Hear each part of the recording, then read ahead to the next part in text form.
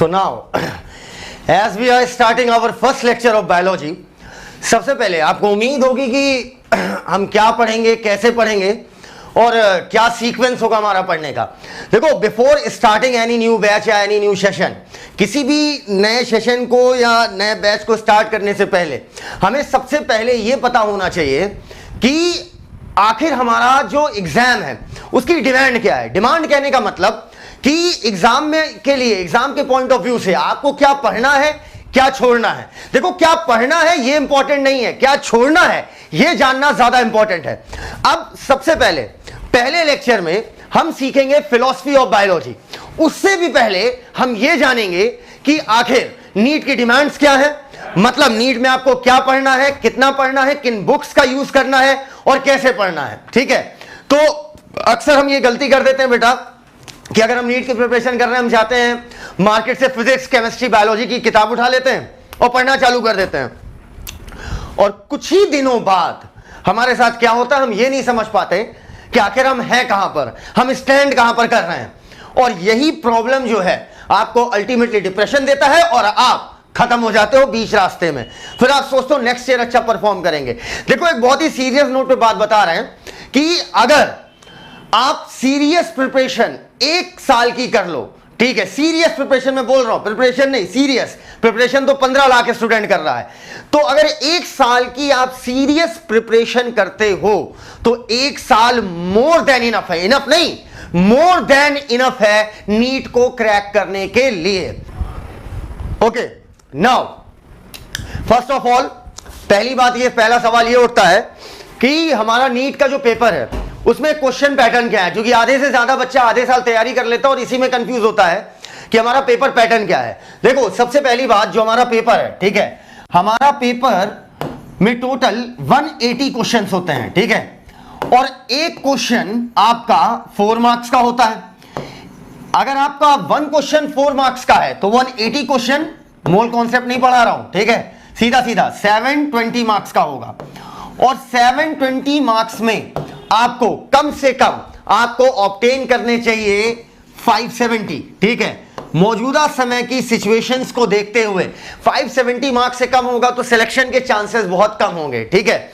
अब बहुत सारे बच्चे सोच रहे हैं कि सर 720 में 720 पाने का क्या तरीका है, मतलब कोई ऐसा आप रामबाण बताइए जो मैं छोड़ दूं और 720 में 720 मिल जाए। तो यहां पर मैं एक शब्द बोलूंगा तुम्हारे लिए, तुम बेवकूफ हो। 720 में 720 अगर आप ऑब्टेन करने को देखो, आ जाए वो अलग बात है, आ जाए तो उसे मैं मानूंगा कि तुम्हारा अंधा भिड़ गया 3-4 क्वेश्चनों में, क्योंकि फैक्ट ये है कि एक बायो का टीचर भी 90 आउट ऑफ 90 कॉन्फिडेंस से नहीं कर सकता। अगर मैं अपनी ही बात करूं, हाँ, मुझे नीट का पेपर दो, मैं 90 में 88 सॉल्व कर लूंगा, बहुत सही दिमाग चल रहा होगा 89, लेकिन 90 में 90 नहीं, क्योंकि वो 1-2 क्वेश्चन आपके जो होते हैं वो डमी क्वेश्चन होते हैं, ठीक है। तो उनके चक्कर में फंस के आप बहुत सारी बुक्स पढ़ लो, ठीक है, 1-2 क्वेश्चन आपने देखा आउट ऑफ ट्रैक आया तो आप पूरा उसकी पूरी फिलॉसफी पढ़ लो, पूरी आपने आर्थ्रोपोडा और वर्टिब्रेटा की बुक लाके पढ़ लो, तो यहां पर मैं आपको बेवकूफ कहूंगा। तो अच्छे से समझना बेटा, मैं थोड़ा हार्ड और बोल्ड बोलता हूं लेकिन फैक्ट बोलूंगा, ठीक है। बुरा लगे तुम्हें अगर तो मुझे फर्क नहीं पड़ता, ठीक है, लेकिन बात जो होगी वो क्लियर कट होगी और सीधी होगी, आप समझना। तो सर 570 ऑब्टेन करने का क्या मैं टारगेट बनाऊं? बिल्कुल नहीं, टारगेट अपना बेस्ट देने का बनाओ। बेस्ट कहने का मतलब मेरा ये नहीं है कि 570 या 600 या 690, बेस्ट मतलब अपनी कैपेसिटी के हिसाब से अपना मैक्सिमम दो। Got it? मैं तुम्हें ये नहीं कह रहा तुम 720 में 700 पाने का टारगेट बनाओ ना, तुम बस ये सोचो, देखो डिप्रेशन बिल्कुल नहीं आएगा अगर तुम ये सोचते हो कि मैं अपना मैक्सिमम एफर्ट दूंगा, अब जो आ जाए वो आ जाए, लेकिन मैं अपना पूरा मैक्सिमम एफर्ट दूंगा। अब यहां पर एक इंपॉर्टेंट बात क्या है कि यहां पर माइनस मार्किंग है। माइनस मार्किंग यहां पर आपकी 1/4 की है। 1/4 कहने का मतलब क्या हुआ? 1/4 माइनस, इसे छाप लेना बेटा, ठीक है। पेपर 180 क्वेश्चन, एक क्वेश्चन 4 मार्क्स, 180 क्वेश्चन 720 मार्क्स, और 1/4 की माइनस मार्किंग पे चलते हैं। जितना लिख रहा है उतना ही करना है बेटा।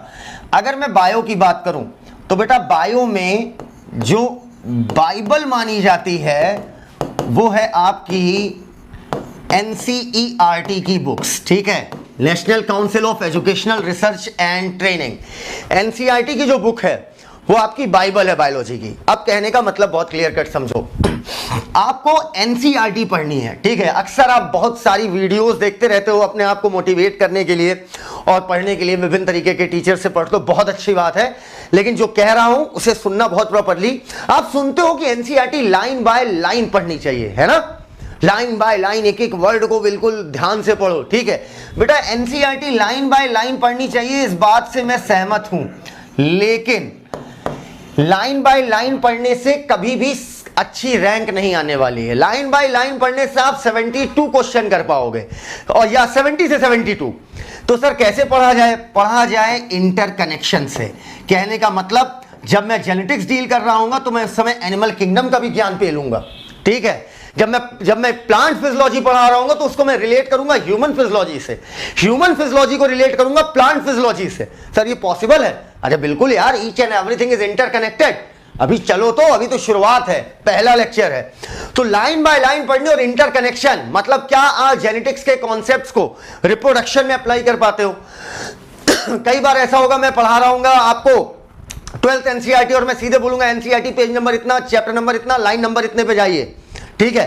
तो ये जब मैं बातें करूंगा तो इसका मतलब वो लाइन वहां से इंटरकनेक्टेड है, ठीक है। हर एक डायग्राम, ठीक है, हर एक चीज की लेबलिंग आपको बिल्कुल परफेक्ट वे में एनसीईआरटी तैयार होनी चाहिए। कहने का मतलब देखो, एक वर्ड में बोलूं अगर, तो एनसीईआरटी का पोस्टमार्टम करना पड़ेगा, आपको एक एक लाइन फाड़ के रखना पड़ेगा। समझ में आया? अब ये बातें हो गई एनसीईआरटी पर। अब एमसीक्यू के लिए क्या लगाएं? चलो, एमसीक्यू के लिए मैं आपको 2 बुक्स प्रेफर कर रहा हूं, 2 में से कोई एक, ठीक है। देखो, मैं प्रोवाइड करूंगा, ठीक है, वो बिल्कुल फैक्ट है, लेकिन जो मैं प्रोवाइड करूंगा उसमें भी थोड़ा सा टाइम लगेगा, ठीक है, 5-6 दिन का टाइम लगेगा। तब तक क्या करें, ठीक है, तब तक बेटा आप इन दोनों बुक्स को प्रायोरिटी दीजिएगा, ठीक है। तो पहली बुक मैं बोलूंगा आपसे NCERT at your finger tip. ये बुक अच्छी किताब है, मतलब इसमें बोगस क्वेश्चन कम है, ठीक है। दूसरी बुक, अगर NCERT at your finger tip आप नहीं लगाना चाह रहे हो, ठीक है, तो दूसरी बुक जो एग्जिस्ट करती है वो है कुछ नहीं, मतलब खत्म, मतलब आपको सिर्फ यही किताब लगानी, बात खत्म हो गई, NCERT at your finger tip. और लेक्चर जब खत्म हो तो उसमें क्या, लेक्चर जब खत्म हो उसके बाद आप एक ही दिन में सारे सवाल लगाओगे। इतनी बात एक एक बच्चे को क्लियर हो गई होगी, ठीक है। बाकी मैं एमसीक्यूज के रिकॉर्डेड लेक्चर डालूंगा, ठीक है, मतलब कंप्लीट एमसीक्यूज के। तो ये रहेगा हमारा पैटर्न।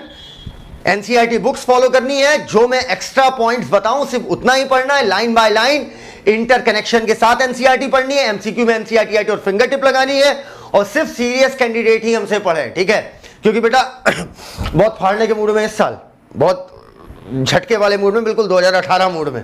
तो इस बात को ध्यान रखिएगा, बहुत ही सीरियस होकर में पढ़ना है, और पूरी की पूरी बातें जितनी मैं बोलूं इसको कंप्लीट नोट डाउन करिए, ठीक है। चलिए, अब यहां पर मैं आखिरी बातें आपसे करूंगा, अच्छे से सुनिएगा। मोस्ट इंपॉर्टेंट पॉइंट, अवॉइड, साथ में छापना भाई, अवॉइड मॉड्यूल्स, ठीक है। मैं नाम नहीं ले रहा हूं स्पेसिफिकली, कुछ मैं बोल रहा हूं, फालतू मॉड्यूल्स वगैरह, बड़ी बड़ी मोटी टेक्स्ट बुक, रमेश, सुरेश, दिनेश, चंपेश, जो इस टाइप की किताबें आती हैं, इन्हें अवॉइड कीजिएगा, ये आपके लिए बेटर रहेगा, ठीक है। यहां तक मेरी बातें आपको क्लियर हो गई होंगी। तो अब हम शुरू करते हैं philosophy of biology. Philosophy of biology सबसे पहले आप सुन के ही चौंक गए होंगे, ये इसका मतलब क्या है। इसमें हम देखेंगे कि 38 चैप्टर्स जो है हमारी बुक में, ठीक है। आपकी जो एनसीईआरटी है, एनसीईआरटी एक्चुअली में 2 सेक्शंस में बांटी गई, एक 11th और एक 12th। 11th में आपके 22 चैप्टर हैं, 12th में आपके 16 चैप्टर हैं। 11th को मैं कहूंगा, 11th में थोड़ा मोड़ा कुछ चीजें रटनी होती, बाकी पूरी बायोलॉजी कॉन्सेप्चुअल है, मतलब वो चीजें रटनी जो बिल्कुल बेसिक्स हैं, ठीक है, जो बिल्कुल बेसिक चीज है उन्हें आपको थोड़ा सा दिमाग में रखना पड़ेगा। जैसे डाटास, वो तो भाई मैथ्स में भी करना पड़ता है, ठीक है। तो 11th में जो 22 चैप्टर्स है, ठीक है, इसमें बहुत हल्का सा रट्टाफिकेशन है, बाकी 11th आपकी कॉन्सेप्चुअल है, ठीक है, और 12th आपकी कोर कॉन्सेप्चुअल है, मतलब इसमें सिर्फ कॉन्सेप्ट ही कॉन्सेप्ट है। अब सर दोनों में इजी कौन है, ठीक है, दोनों में इजी वो है जो मैं पढ़ा रहा हूं, ठीक है। अब 11th और 12th में इस बात का ध्यान रखना कि बेटा 11th आपकी ज्यादा टाइम लेती है, ठीक है। जब मैं पढ़ाऊंगा तो 11th ज्यादा टाइम लेगी, 12th कम टाइम लेगी। पूछिए क्यों? रीजन ये है कि 11th में मैं आपको पूरी फिलॉसफी सिखा देता हूं बायोलॉजी की, फिर 12th में आप मुझे पढ़ाना शुरू कर दोगे, ठीक है। और याद रखना बेटा, मेरा पढ़ाने का पैटर्न बहुत फिक्स है कि मैं तुम्हें वो सारी बेसिक चीजें बता दूंगा, ठीक है, कि कैसे इमारत खड़ी करनी है, ठीक है, और उसके बाद तुम मुझे पढ़ाना शुरू कर दोगे, ठीक है, मतलब मैं सारी बेसिक चीजें बता दूंगा, फिर आप मुझे बताओगे कि नहीं सर ये होगा तो ऐसा होगा तो वैसा होगा। Got it? तो ये रही आपकी 11th और 12th की कहानी, टोटल 38 चैप्टर्स है। जल्दी इसका पूरा शेड्यूल बना के दे दूंगा कि किस दिन क्या लेक्चर होगा। अब फिलॉसफी ऑफ बायोलॉजी क्या करती है? फिलॉसफी ऑफ बायोलॉजी आपकी 11th और 12th मतलब होल बायोलॉजी की फिलॉसफी आपको बताती है। कहने का मतलब कि जो पूरी बायोलॉजी में जो चीजें इस्तेमाल होंगी, ठीक है, अभी तुम्हें लगेगा कि अरे सर ये तो एक जनरल सी बातें हो रही हैं, पर वो 11th और 12th दोनों में इस्तेमाल होगी। पूरी बायोलॉजी में, कंप्लीट बायोलॉजी में जो चीजें इस्तेमाल होंगी वो हम सीखते हैं फिलॉसफी ऑफ बायोलॉजी। और यू विल हार्डली बिलीव, अगर मैं जेनेटिक्स पढ़ा रहा हूं या मान लो मैं फोटोसिंथेसिस रेस्पिरेशन पढ़ा रहा हूं, ये सब तुम्हारे लिए ग्लैमरस चैप्टर होते हैं पर बहुत आसान होते हैं, तो अगर मैं ये चीजें पढ़ा रहा हूं तो आप बड़े अलर्ट होकर बैठते हो, है ना। लेकिन मैं आपसे फिर कह रहा हूं फिलॉसफी ऑफ बायोलॉजी सबसे ज्यादा अलर्ट इसमें रहिएगा, क्योंकि ये जेनेटिक्स का भी बाप है और मैं कह रहा हूं इन 38 चैप्टर्स का बाप है, क्योंकि 38 चैप्टर में लिंकअप, क्योंकि जो मैं आज पढ़ाऊंगा वही मैं इस्तेमाल करूंगा आगे। फिर जब मैं तुमसे बातें करूंगा तो फिर तुम मुझे बताओगे हाँ सर ऐसा हुआ तो ऐसा हुआ तो ऐसा हुआ, ठीक है। तो चलिए let's start philosophy of biology. चलो समझना, अगर हम बात करें हिस्ट्री की, बात करें ज्योग्राफी की, बात करें पॉलिटिकल साइंस की या केमिस्ट्री की या फिजिक्स की या बायोलॉजी की, हर सब्जेक्ट की एक फिलॉसफी होती है, ठीक है। फिलॉसफी कहने का मतलब वो बेसिक चीजें जिन पर वो सब्जेक्ट खड़ा होता है। फॉर एग्जाम्पल जब आप छोटे थे तो आपको आपकी मैडम, ठीक है, आप छोटे थे, ध्यान रखिएगा इस बात पे, आपकी जो मैडम थी, मैम थी, ठीक है, वो मैम आपको सबसे पहले ABCD सिखाई, फिर आपको लेटर्स को जोड़कर वर्ड बनाना सिखाई, फिर वर्ड को जोड़कर सेंटेंस बनाना सिखाई, फिर सेंटेंस को जोड़कर पैराग्राफ, फिर पैराग्राफ को जोड़कर आपको पूरा एक चैप्टर लिखना सिखाई होंगी, है ना। अगर आप जो है ठीक ठाक जगह पढ़े होगे, मतलब जहां मैं पढ़ा हूं वहां नहीं पढ़े होगे तो अब मेरे पिन ड्रॉप साइलेंस प्लीज। तो अभी मैं क्या कह रहा हूं, तो वैसे ही बेटा हमारी ये जो बायो की फिलॉसफी होती है ना, ये 38 चैप्टर को आपस में इंटरकनेक्ट करती है, ठीक है, और वो सारी बातें बताएगी जिन पर पूरी बायोलॉजी स्टैंड करती है, ठीक है। तो फर्स्ट ऑफ ऑल कुछ कॉमन टर्म्स हैं, कुछ कॉमन शब्द हैं जो आपको 24 घंटे याद रखने हैं, ठीक है, और वो कॉमन टर्म्स आप मेरे साथ शुरू करिए लिखना और फिर मैं आपको दिखाऊंगा उसका इस्तेमाल, ठीक है, कहां कहां करती है बायोलॉजी, ठीक है। तो चलिए ये कॉमन टर्म्स आपको 24 आवर्स याद होने चाहिए, मतलब भूलना नहीं है इनको, ठीक है। और बाकी जब मैं आगे ये कॉमन टर्म्स जो मैं बता रहा हूं, इसके बाद जो मैं आगे बताता जाऊंगा, ठीक है, वो पढ़ाने के दौरान, लेकिन ये आपको 24 घंटे याद करना चाहिए, क्योंकि हमारा पहला टॉपिक ही होगा ह्यूमन फिजियोलॉजी, ठीक है। सर आप ह्यूमन फिजियो से क्यों शुरू कर रहे हो? कर रहा हूं तो शुरू करो, रीजन मत पूछो, मैं फिर कह रहा हूं, ठीक है। पहले हम ह्यूमन फिजियो कवर करेंगे, आफ्टर दैट हम फिर लिविंग वर्ड से बिल्कुल सीक्वेंस में जाएंगे, ठीक है। ह्यूमन फिजियो हम इसलिए शुरू करते हैं क्योंकि ह्यूमन फिजियो में ही पूरी बायो की फिलॉसफी खत्म हो जाती है, 11th और 12th दोनों की, दैट्स व्हाई हम ह्यूमन फिजियोलॉजी पहले शुरू करते हैं। और ह्यूमन फिजियोलॉजी में भी आप एक बार सीक्वेंस लिख लो अपनी कॉपी में। सबसे पहले हम chapter number 18 body fluid and circulation खत्म करेंगे, ठीक है। इसके बाद हम जाएंगे चैप्टर नंबर 17 पर, ठीक है। सीक्वेंस बेटा बहुत सालों की मेहनत के बाद क्रिएट किया है, ठीक है, तो इसी सीक्वेंस में जाइए मेरे साथ। Chapter 18 then chapter 17 that is respiration, जिसे हम जानते हैं breathing and exchange of gases के नाम से। इसके बाद आएगा हमारा चैप्टर 19, देन आएगा आपका चैप्टर 20, देन आपका आएगा चैप्टर 60 सॉरी देन आपका आएगा चैप्टर 21, ठीक है, देन आपका आएगा चैप्टर 16, देन आएगा आपका चैप्टर 22। इस सीक्वेंस को आपको वीडियो पॉज करके छाप लेना है, ठीक है। सबसे पहले body fluid and circulation, then breathing and exchange of gases, then उसके बाद आपका आएगा एक्सक्रीटरी सिस्टम, इसके बाद आपका आएगा इसके बाद आपका एक्सक्रीटरी सिस्टम के बाद आएगा की लोकोमोशन एंड मूवमेंट, इसके बाद न्यूरल कंट्रोल एंड कोऑर्डिनेशन, उसके बाद आपका डाइजेस्टिव सिस्टम, उसके बाद आपका आएगा इंडोक्राइन सिस्टम, जिसे हम जानते हैं केमिकल कोऑर्डिनेशन एंड इंटीग्रेशन के नाम पर। तो चैप्टर नंबर 18, ठीक है, चैप्टर नंबर 18 आपका थोड़ा टाइम लेगा, क्यों? क्योंकि इसी चैप्टर में हम बहुत सारी पूरी लगभग बहुत सारी क्या लगभग 90% में बोलूंगा 90% 18 चैप्टर के थ्रू मैं 38 चैप्टर की फिलॉसफी कवर करूंगा, ठीक है। चलिए अब हम आगे बातें करते हैं। चलो बेटा सबसे पहले वो कॉमन टर्म्स जो आपको 24 घंटे याद होने चाहिए, ठीक है। सर एक बात याद रखिएगा कि बायोलॉजी में कोई चीज रटनी नहीं होती है। मैं चैलेंज कर सकता हूं कि आप पूरी बायोलॉजी में एक चीज ऐसी नहीं बता पाओगे जो रटना है। तब आप हमसे कहोगे सर साइंटिस्ट का नाम है, अब तुम हमसे बोलोगे कि सर क्या नाम है साइंटिस्ट के नाम के साथ सर ईयर, तब तो हम भी तुमसे कहेंगे बेटा कि पाइथागोरस थ्योरम जो है है ना। पाइथागोरस थ्योरम में पाइथागोरस वर्ड तो तुम रटे हो, तो ये थोड़ी यार कोई बात होती है, तो जनरल बातें होती हैं। लेकिन हां, अगर तुम ये कहो किसी सब्जेक्ट से कम कॉन्सेप्ट है तो घंटा, मैं तुम्हें चैलेंज करता हूं इस बात का कि तुम ऐसी एक चीज बता दो बायोलॉजी में जो कॉन्सेप्चुअल ना हो। आंख का दो होना है, आंख का दो होना, नाक का एक होना, नथने का दो होना, मुंह का एक होना, लिप्स का ऐसे इंक्लाइन होना, ब्रेस्ट का दो होना, हिप्स का दो होना, नेवल का एक होना और इनकी पोजीशन, कान का दो होना और कान का दोनों इधर ही होना, आंख का दोनों सामने होना। इसका रीजन क्या है? नथने दो ही क्यों है, इसका रीजन क्या है? तो बेटा अब आपके हर्ट की पोजीशन, इसका रीजन क्या है? बायोलॉजी हर चीज का रीजन एक्सप्लेन करती है, ठीक है। तो आइए सबसे पहले हम वो फिर कॉमन टर्म्स सबसे पहले तैयार करते हैं अपने। चलिए लिखना शुरू करिए मेरे साथ। सबसे पहला वर्ड गैस्ट्रिक या गैस्ट्रो। गैस्ट्रो वर्ड कहीं भी लग जाए तो आप समझ जाइए बात हो रही है स्टमक की, ठीक है। साथ में लिखते जाओ, गैस्ट्रो मतलब स्टमक। इंटेरॉन, इंटेरॉन का मतलब होता है इंटेस्टाइन, ठीक है। छापो, गैस्ट्रो मतलब स्टमक, जहां पर बैठे हो, क्लास में बैठे हो, समझे?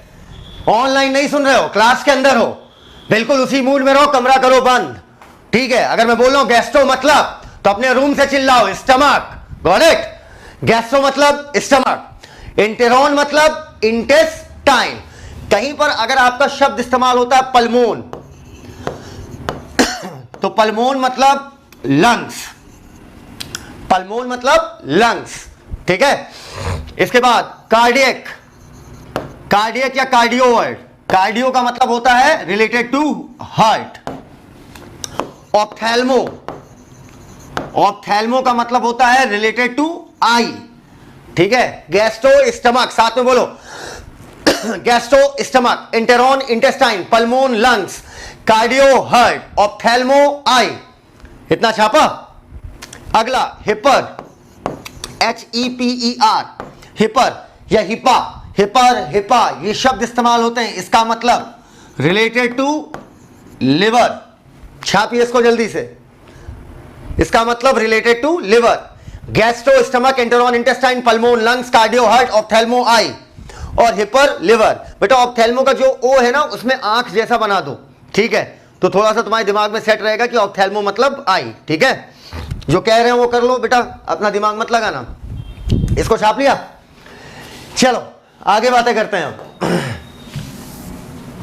इधर देखिएगा बेटा, सिफेलॉन या सिफेलो। सिफेलो शब्द का मतलब होता है related to head, head head. अगला ब्रैकिया, ब्रैकिया मतलब आर्म, आर्म, ठीक है। नेजो, नेजो का मतलब नोज,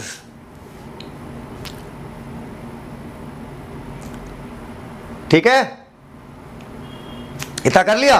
चलो, brachia arm, cephalo head, naso nose, ठीक है। Myo related to muscles, osteo related to bone, कर लिया। जल्दी छापो। Myo muscle, osteo bone, brachia arm, ophthalmo eye, gastro stomach, pulmon lungs, cardiac heart, कर लिया। ओके।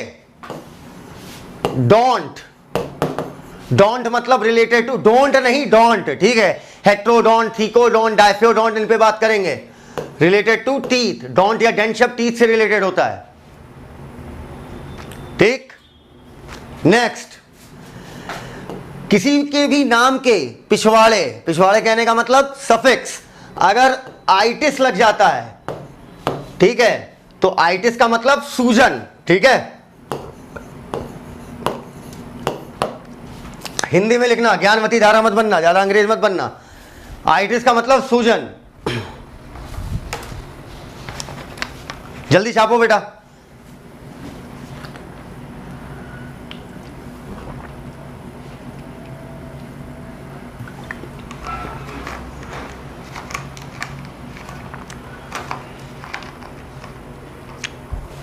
इतना हो गया। चलो अब मैं तुमसे पूछता जाऊंगा, तुम जहां पर बैठो वहीं से बोलते जाना, ठीक है। चलो, कार्डियो, कार्डियो मतलब हार्ट, पल्मोन, लंग्स, साथ में बोलते जाओ, ठीक है। मतलब मैं बोलूंगा पल्मोन, तुम खट से वहां से बोलना लंग्स। ना बोल पाओ तो मेरे साथ रिपीट कर देना, ठीक है। ठीक है, चलो नेक्स्ट, नेजो, नोज। अगला ऑप्थेल्मो, आई, पल्मोन, लंग्स, कार्डियो, हार्ट, आइटिस, सूजन।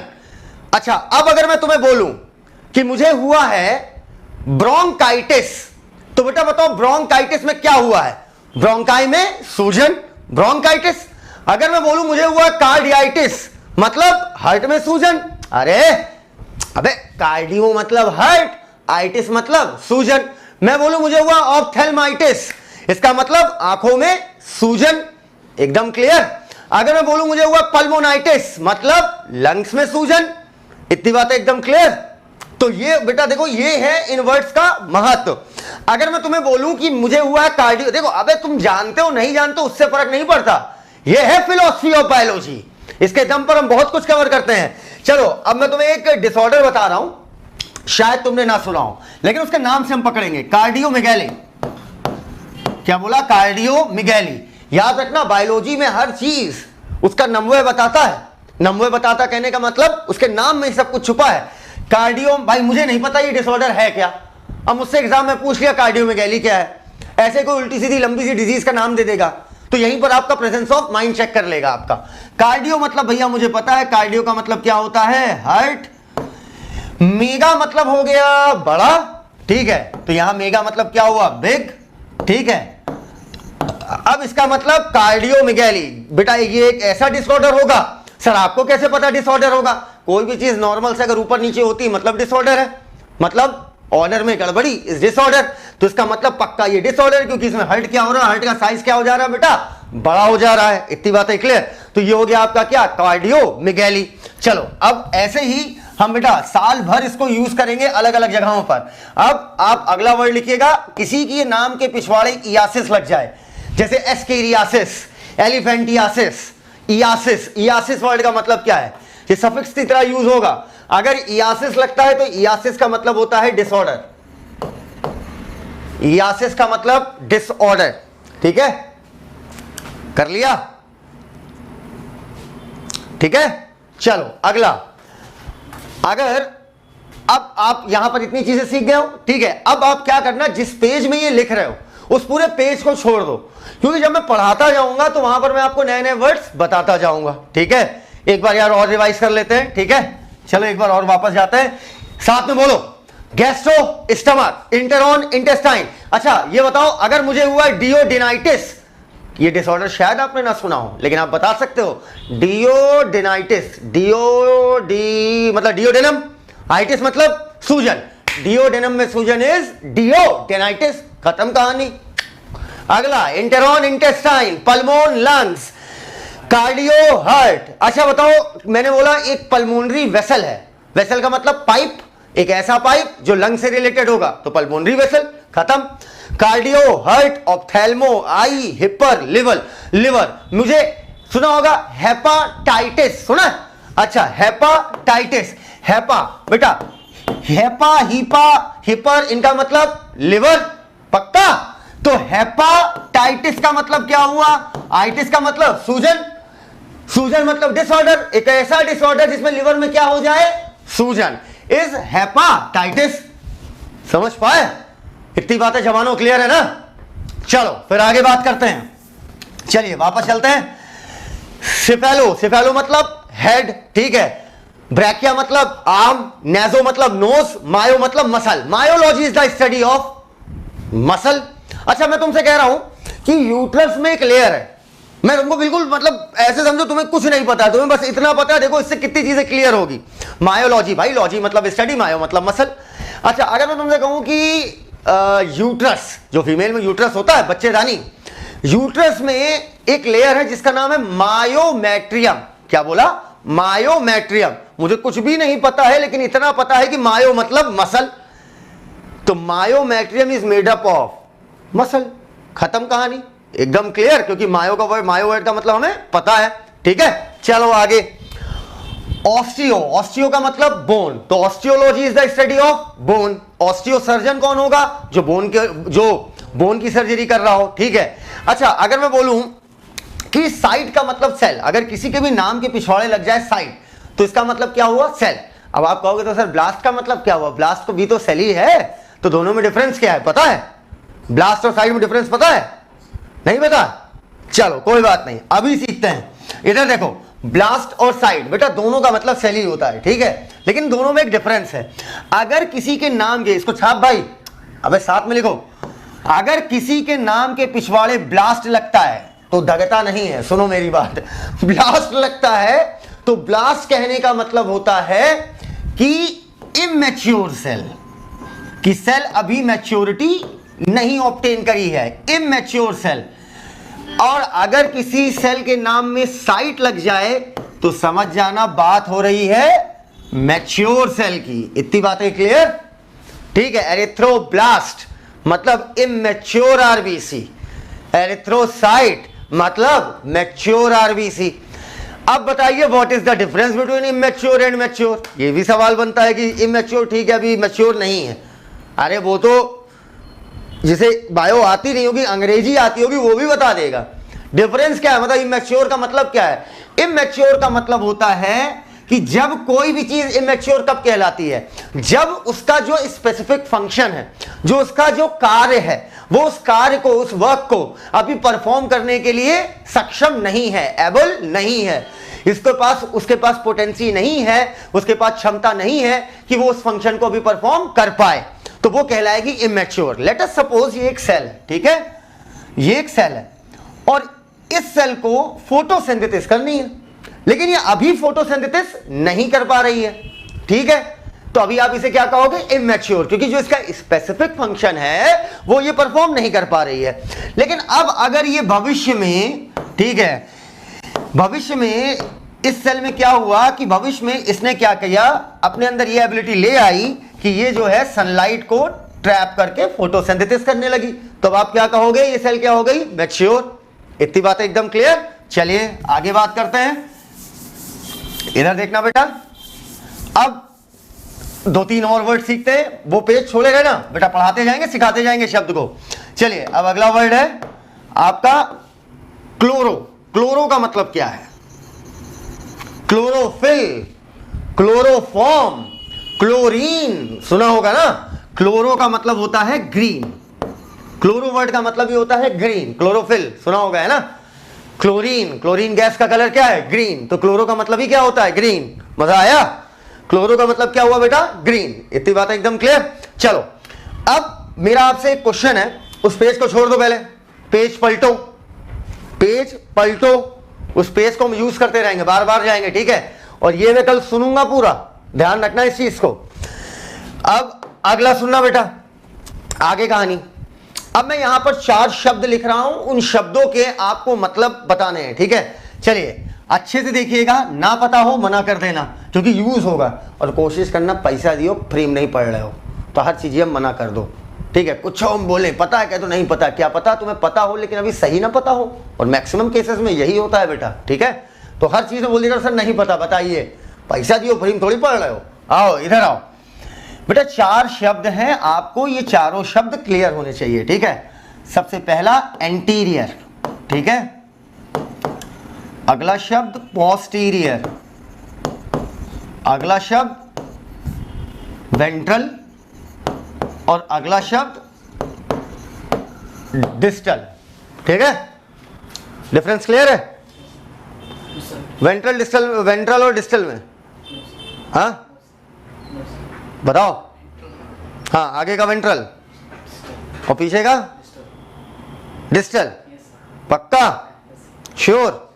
जानबूझ के मैंने ये गलत लिखा था, पीछे का डिस्टल नहीं, पीछे का डोर्सल, समझ में आया। तो इन छोटी चीजों में कंफ्यूजन ना हो, इसके लिए जरूरी है कि आपको चीजें बहुत कायदे से क्लियर होनी चाहिए। तो चलो मेरा एक क्वेश्चन है तुमसे, ये एक जानवर है, ठीक है, ठीक है, ये इसका अगवाड़ा, ये इसका पिछवाड़ा, ओके।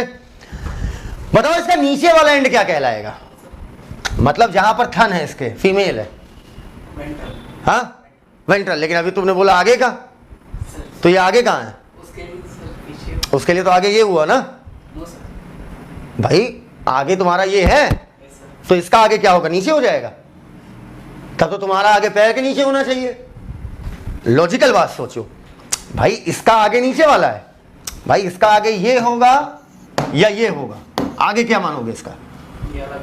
हाँ बी वाला ना। अभी तुमने क्या बोला, वेंट्रल मतलब आगे, तो फिर ये वेंट्रल होना चाहिए लॉजिकली। तुम्हारी बात से अगर मैं जाऊं तो हाँ या ना? पक्का? तो मतलब बात कंफ्यूजिंग है ना यहाँ पे, ठीक है। यहीं पर बेटा यही दिक्कत आती है बायोलॉजी में, ठीक है। बायोलॉजी में क्या होता है ना, हम चीजों को क्रैम करते जाते हैं, पढ़ पढ़ के सोचते हैं हमें बहुत चीजें आ गई, क्वेश्चंस निकल जाते हैं वही रटे हुए, ठीक है। लेकिन हम अच्छा क्यों नहीं स्कोर कर पाते, हम क्यों नहीं सेलेक्ट होते? यार देखो, it is very easy to score 65 question और 70 question, it is very difficult to score 85 question with confidence के साथ, क्योंकि एक अच्छा बच्चा बैठा है और वो मुझे वेंट्रल और डोर्सल में गलती बता रहा है, और एक बड़ी गलती, वो क्या कह रहा है, आगे वाला वेंट्रल पीछे वाला डोर्सल। मैं उसकी बात गलत नहीं कह रहा हूं, पर उसका कॉन्सेप्ट गलत है, उसने इस चीज को रट लिया, ठीक है। एक्चुअली में बेटा आप समझना, ठीक है, बुरा तो नहीं लगा? लग भी जाएगा तो कोई बात नहीं, ठीक है। हमारी बात बुरा भी मान जाओगे बेटा तो उससे अच्छी बात थोड़ी, ये तुम्हारे लिए नुकसानदायक है, नहीं, ठीक है। और सच बात बुरी लगती है लेकिन बाद में बहुत काम आएगी, ठीक है। अभी मन में गरिया लो जितना गरियाना है, बाद में नहीं गरियाओगे, ठीक है। इधर देखो, ये जो चारों शब्द हैं, ठीक है, तुम कैमरे के पीछे बैठो, ये जो एंटीरियर, पोस्टीरियर, वेंट्रल और डोर्सल हैं, ठीक है बेटा, ये चारों शब्द सबसे पहले 4 पैर वाले जानवरों के लिए इस्तेमाल होते हैं। क्या बोला?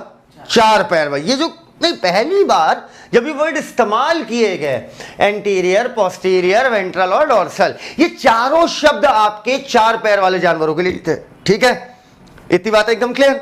तो चलो अब मैं बनता हूं 4 पैर वाला जानवर, ठीक है, इधर, ठीक है, ये मैं ऐसा बन गया, ठीक है, अभी सही है, दिख रहा हूं? हाँ, ये मैं 4 पैर वाला, बकरी, सांड, जो मानना हो मान लो, ठीक है।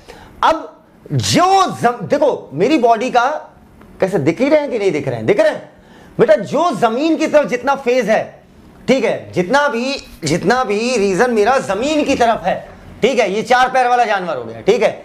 जितना इधर आना, इधर आओ, ऐसे आओ जरा, झुकना इधर। तो बेटा जितना भी इनका पोर्शन जमीन की तरफ है, जो फेस इनका थोड़ा दिख नहीं रहा है बेटा, इनकी हाइट कम है, बोने नीचे हो, अरे कोई नहीं, ओके चले बेटा। इनका जो जितना भी फेस, खोपड़ी ऐसे करो ना, 4 पैर वाले जानवर, जितना भी पोर्शन, खोपड़ी ऐसे, जितना भी पोर्शन इनका जमीन को फेस कर रहा है, मतलब इनकी छाती, ठीक है, इनका जो है, इनका पूरा बेली रीजन, तो जितना भी पोर्शन इनका जमीन को फेस कर रहा है वो कहलाएगा वेंट्रल, ठीक है। वो फेस, बॉडी का वो रीजन जो, खोपड़ी ऐसे, बॉडी का वो रीजन जो जमीन को फेस करेगा वो कहलाएगा वेंट्रल, जो आसमान को फेस करेगा वो कहलाएगा डोर्सल। क्लियर है? आगे पीछे मत बोलना अब, ठीक है। जो जमीन को फेस करेगा वेंट्रल, जो आसमान को फेस करेगा वो डोर्सल। और बेटा ए से एंटीरियर, ए से आगे, पी से पोस्टीरियर, पी से पीछे, तो ये हुआ एंटीरियर एंड, ये हुआ, सही से झुको बेटा, बाबा रामदेव के भक्त बनो, और ये हुआ आपका पोस्टीरियर एंड, ठीक है। ए से अगवाड़ा, एंटीरियर, पी से पिछवाड़ा, पोस्टीरियर। जमीन की तरफ वेंट्रल, आसमान की तरफ डोर्सल। दोबारा, जमीन की तरफ, तेज बोलो, जमीन की तरफ, आसमान की तरफ, ए से अगवाड़ा, ए से एंटीरियर, पी से पोस्टीरियर। लेकिन बेटा हम 2 पैर पे चलते हैं कि 4? 2 पैर पे चलते हैं। तो अब ह्यूमन क्या किया, ह्यूमन 2 पैरों पे चलने लगा। तो अब अच्छे से देखना, नीचे की तरफ, ऊपर की तरफ डोर्सल। अब देखना ये 2 पैर पे आ रहे हैं, तो अब वेंट्रल आ गया सामने और डोर्सल आ गया पीछे। समझ में आया? एंटीरियर हो गया ये, लेकिन पोस्टीरियर हो गया बॉडी के अंदर। इतनी बातें एकदम क्लियर? तो एक बच्चे को ये बात क्लियर हो गई होगी, है ना। तो 4 पैर वाला ऐसे एक जानवर बनाओ जो अभी हमारे बगल में खड़ा था, ठीक है। यहां पर लिखो बड़ा बड़ा सांड, ठीक है। और नीचे की तरफ, मतलब जमीन को जो चीज फेस करेगी वेंट्रल, वी लिख दो। आसमान को जो फेस करेगी डोर्सल, आगे की तरफ एंटीरियर, पीछे की तरफ पोस्टीरियर, ठीक है। चलो इसे जल्दी से छापिए। चलो बेटा यहां तक हो गया। तो वेंट्रल, डोर्सल, एंटीरियर, पोस्टीरियर, ठीक है, इतना आप समझ गए हो, ठीक है। चलिए अब हम आगे देखते हैं बेटा। मैं बहुत जगहों पर यूज करूंगा प्रॉक्सिमल और डिस्टल वर्ड, ठीक है। एक वर्ड है प्रॉक्सिमल और एक वर्ड है डिस्टल। इसका डिफरेंस मैंने आपको बताने जा रहा हूं, इसे अच्छे से समझिएगा, ठीक है। प्रॉक्सिमल देखो किसी भी चीज के दो एंड कहलाते हैं, ठीक है। एंड मतलब सिरे। जैसे अगर मैं इसको बात करूं, ठीक है, तो बेटा ये स्टाइलर है ना, मार्कर नहीं स्टाइलर है। मार्कर मार्क करता है, मार्क नहीं करता। ये जो स्टाइलर है इसके दो एंड है, एक ये एंड है और एक ये एंड है।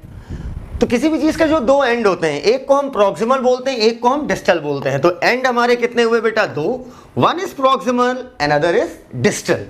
तो जो प्रॉक्सिमल एंड है और डिस्टल एंड है, अच्छे से सीखिएगा इस चीज को, प्रॉक्सिमल एंड और डिस्टल एंड। फिर इसमें हम डिफरेंस कैसे करते हैं, ठीक है। कोई भी चीज जहां से कनेक्टेड है, जहां से जुड़ी हुई है, वो उसका कहलाता है प्रॉक्सिमल एंड, ठीक है। लिखो इसके आगे, कोई भी चीज, प्रॉक्सिमल के आगे लिखो बेटा, कोई भी चीज जहां से अटैच्ड है, जिस लैंग्वेज में बोल रहा हूं उसी लैंग्वेज में लिखिएगा। कोई भी चीज जहां से अटैच्ड है वो उसका प्रॉक्सिमल एंड कहलाता है, ठीक है। और जो इतना लिख लिया बेटा, कोई भी चीज जहां से जुड़ी है वो उसका प्रॉक्सिमल एंड कहलाता है। और डिस्टल का मतलब फ्री एंड। फ्री एंड कहने का मतलब उसका वो जहां पर फ्री है। चलो अब एग्जांपल यहां पर मैं दे रहा हूं तुम्हें। चलो ये मान लो कोई कमरा है, कोई रूम है, और ये उस रूम का टॉप मोस्ट पोर्शन है, और यहां पर आप खड़े हो, ठीक है। और ये यहां पर लगा हुआ है पंखा। चलो अब बेटा अगर मैं आपसे पूछूं इस पंखे का प्रॉक्सिमल एंड क्या है, ऊपर पॉइंट ए या point B? Be loud and clear, A और बी? ए को क्यों बोला प्रॉक्सिमल? क्योंकि वहां से वो अटैच्ड है, और बी इसका फ्री एंड है। तो मेरे हाथ का प्रॉक्सिमल एंड क्या होगा, ये या ये पॉइंट ए मैंने बोला, इस पॉइंट को मैंने बी बोल दिया, इस एंड को ए बोला, इसको बी। ये क्या हुआ? ए मतलब प्रॉक्सिमल। ये प्रॉक्सिमल एंड है, ये प्रॉक्सिमल एंड है। दिमाग सही है? प्रॉक्सिमल एंड है, हाँ बिल्कुल सही, हाँ ये प्रॉक्सिमल एंड है, ठीक है। ये क्या कहलाएगा? आपका प्रॉक्सिमल एंड, ठीक है। क्योंकि यहां से बेटा हाथ क्या है आपका? अटैच्ड है। लेकिन अगर हम इस वाले एंड को देखें तो ये क्या है? फ्री। तो ये कहलाएगा डिस्टल एंड, ठीक है। अब चलो अगर मैं पैर की बात करूं तो पैर यहां से अटैच्ड है, वो क्या कहलाएगा? प्रॉक्सिमल। और जो उसका फ्री एंड है वो क्या कहलाएगा? डिस्टल। तो यहां तक एक एक बच्चे को मेरी बातें क्लियर हो गई होंगी, ठीक है। तो चलिए अब हम आगे बढ़ते हैं। आइए अब हम कुछ जनरल बातें कर लेते हैं आपसे।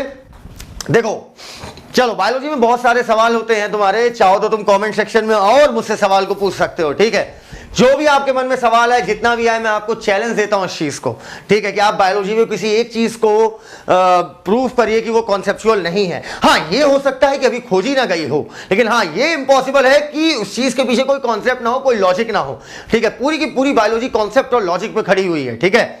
अब एग्जाम्पल के तौर पर आपको जो पूछना हो आप कमेंट सेक्शन में पूछ सकते हो, ठीक है। चलिए मैं अपनी तरफ से भी कुछ क्वेश्चन बना देता हूं। जैसे पहला, हमारी आंखें दो क्यों हैं, ठीक है। Why human have two eyes? एक क्यों नहीं? एक होता तो नुकसान क्या था, ठीक है, या तीन होती तो नुकसान क्या था? सवाल बनता है, एक होती तो क्या नुकसान था और तीन होती तो नुकसान क्या था, ठीक है। तो चलिए आप सभी बच्चे एक काम करेंगे, आप अपनी एक आंख को ऐसे बंद करिए। किया? आंख ऐसे नहीं करनी है, मारनी नहीं है, बंद करनी है, ठीक है। बंद किया। अब कायदे से देखिएगा, अपने सामने एक ऐसे उंगली रखिए, ठीक है। गौर से उंगली को उसे एक आंख से देखते रहिए, खुली वाली से देखिएगा, बंद वाली से नहीं देख पाएंगे। हटाइए, फिर रखिए, हटाइए, और ऐसा जल्दी जल्दी करिए। आपको लग रहा होगा कि उंगली की पोजीशन हल्की सी इधर उधर हो रही है। लग रहा है? लग रहा है? लग रहा है ऐसे करके? ऐसा क्यों हो रहा है? क्योंकि एक आंख से हमारा सॉलिड एंगल नहीं मेंटेन हो पाता है। आपको इलेक्ट्रोस्टैटिक्स में पढ़ाया जाएगा सॉलिड एंगल। किसी भी चीज की बेहतरीन 3D इमेज, उसकी जो है मोटाई, उसकी लंबाई, उसकी चौड़ाई जस्ट तब होती है जब सॉलिड एंगल बनता है। और ब्रेन हमारा क्या करता है, दोनों आंखों से एक ही चीज की इमेज लेता है, उसे सुपर इम्पोज करता है, फिर हमें एक नेट रिजल्ट देता है। ठीक है, तो सॉलिड इमेज जब बनती है तो हम चीजों को जज अच्छा कर सकते हैं। इतनी बातें एकदम क्लियर। अब सर ये हमारी दोनों आंखें सामने ही क्यों है, भैंस और गाय की तरह इधर इधर क्यों नहीं है? बट अगर इधर इधर होंगी तो आप कोई नोटिस करना, अगर मान लो मेरी दोनों आंखें इधर इधर है ना, एक पेन मुझे फेंकना, फेंको फेंको फेंको, हाँ, एक आंख इधर एक आंख इधर है। लेट अस सपोज कौवा, कौवे को आपने नोटिस किया होगा, जब वो रोटी को देखता है तो रोटी को कैसे देखता है, एक बार इधर से देखता है, एक बार इधर से देखता है, जल्दी जल्दी अपनी गर्दन को ऐसे ऐसे करता रहता है, देखा होगा। वो क्या करता है, एक्यूरेट डिस्टेंस मेजर करता है। ठीक है, मतलब वो इतनी जल्दी जल्दी ऐसे करता है कि मानो इतना कम टाइम पीरियड आए इमेज जाने का, कि ऐसा मानो कि दोनों आंखें उसकी सामने हैं, और सॉलिड एंगल मेंटेन करने की कोशिश करता है। समझ में आया? तो वो जो दोनों आंखें उसकी इधर इधर है, वो इतनी जल्दी जल्दी गर्दन मटका मटका के, ठीक है, इमेज इतनी जल्दी जल्दी भेजता है ताकि एक सॉलिड एंगल बन जाए। तो दैट्स व्हाई, क्योंकि human is most developed organism, तो हमारी आंखें किधर आ गई, सामने आ गई। बहुत पहले इधर ही थी, लेकिन बेस्ट क्या है, सामने हो, सॉलिड एंगल बने, किसी चीज की एक्यूरेट पोजीशन, डिस्टेंस, ठीक है, ये सारी चीजें आसानी से जज हो जाएंगी। दैट्स व्हाई हमारी आंखें सामने हैं। रीजन भी बता दिया, दो आंख होने का सॉलिड एंगल बनता है, दूसरा आपका सामने होने का, तभी सॉलिड एंगल मेंटेन हो पाएगा। अब तीसरा है आंखों की पोजीशन हमारी इन गड्ढों में क्यों है ना। देखो आंख एक सेंसिटिव ऑर्गन है, ठीक है, एक तिनका चला जाता है तो मैं अंदाजा हो जाता है। तो बेटा हमारी जो आईज है वो एक सेंसिटिव ऑर्गन है। तो अगर मैं अपनी आंख पर, सुनना, अगर मैं अपनी आंख पर, ठीक है, अगर मैं हाथ मारूं, ठीक है, ऐसे करके मारो मारो मारो, ऐसे मारो, तो देखो तुम्हारी आंख पे नहीं लगेगा, क्योंकि ये रखी हुई है इस सॉकेट में, इस गड्ढे में, है ना। तो ये इसीलिए आंखों को इस सॉकेट में रखा गया है ताकि आंख आपकी प्रोटेक्टेड रहे। Got it? इतनी बात एकदम क्लियर। अब सवाल बनता है कि हमारे नथुने दो क्यों हैं? ठीक है, आपको कुछ पूछना हो, जो मर्जी हो वो पूछो, जवाब मिलेगा। ठीक है, चाहे जो तुम्हारा मन हो। सॉलिड एंगल डिस्टर्ब हो जाएगा, दो से परफेक्ट बनता है। अच्छा अगला, अब मेरा सवाल ये बनता है कि हमारे नथुने दो क्यों हैं? Question arises. चलो सभी लोग अपने अपने हाथ को ऐसे करो, ठीक है, पलक वलक तोड़ के फूकने उकने वाला सिस्टम नहीं है यहां पे। ठीक है, अब सांस छोड़ो, करो ऐसे, करो भैया, अब सांस छोड़ो, ऐसे 2-3 बार छोड़ते रहो। नोटिस किया होगा किसी एक नथने से सांस ज्यादा आ रही होगी और एक से कम आ रही होगी, और 6 घंटे बाद यही करके देखना पलट जाएगा। समझ में आया? अभी 6 घंटे नहीं हुए भैया, 6 घंटे बाद अभी आ रहा है ऐसा, एक से ज्यादा एक से कम हमेशा होगा। ठीक है, ये हमारी बॉडी के काम करने का तरीका होता है। ठीक है, 6 घंटे ऐसे बिजी रखती है, 6 घंटे ऐसे बिजी रखती है। ठीक है, इसलिए नथने कितने हमारे? 2। इतनी बात एकदम क्लियर। 6 घंटे इस नथने से सांस ज्यादा आएगी और जाएगी, 6 घंटे इस नथने से, इस नॉस्ट्रल से। फ्रिक्शन का कॉन्सेप्ट आता है यहां पर। ठीक है, और जिस नथने से सांस ज्यादा आ रही है या जा रही है, उससे हमारे ब्रेन के चलने की एबिलिटी भी डिसाइड होती है। खैर ये काफी आगे का बायो है, वो हमें नहीं जानना है। ठीक है, अभी मैं सिर्फ आपको ट्रस्ट करा रहा हूं अपने सब्जेक्ट में कि देखो मेरा सब्जेक्ट कितना कंसेप्चुअल है। ठीक है, आओ अब ऐसे बहुत सारे सवाल हैं। फॉर एग्जाम्पल आपके कान की जो पोजीशन है वो यही क्यों है? क्वेश्चन अराइजेस, कान ऊपर नीचे क्यों नहीं है? क्योंकि बेटा जब भी साउंड वाइब्रेशन ट्रेवल करता है, ठीक है, मैंने बोला हेलो, तो जो साउंड वाइब्रेशन है, ठीक है, वो एयर के थ्रू ट्रेवल करता है। ठीक है, साउंड एनर्जी एयर के थ्रू ट्रेवल करती है, हम सबको पता है। तो बेटा साउंड वाइब्रेशन जो हेलो का आया वो कहां से आया? ऊपर से आएगा या नीचे से आएगा? दोनों साइड से नहीं आएगा, इधर और इधर से। To collect the maximum vibration, to collect the maximum vibration हमारे कान की पोजीशन इधर और इधर है। इतनी बातें क्लियर? ठीक है, बातें वो अलग है कि हम भैया भगवान से बातें करते हैं या खुदा से बातें करते हैं, वो अलग चीज है। ठीक है, वो मेंटल होती है। ऐसा नहीं होता ऊपर कान लगाया, कोई नीचे से आपको नहीं बोलता हेलो हाउ आर यू। समझ में आया? इसलिए कान की पोजीशन क्या है? इधर। समझ में आया? अब इसी तरीके से बेटा बहुत सारी चीजें हैं। ठीक है, हमारे अंगूठे का जो काम करने का तरीका है, ठीक है, हमारे अंगूठे का रोटेशन फिंगर से अलग क्यों है, इससे फायदा क्या है। ठीक है, ऐसी बहुत सारी चीजें जो हम आगे डिस्कस करेंगे। चलो एक लास्ट और डिस्कस कर लेते हैं।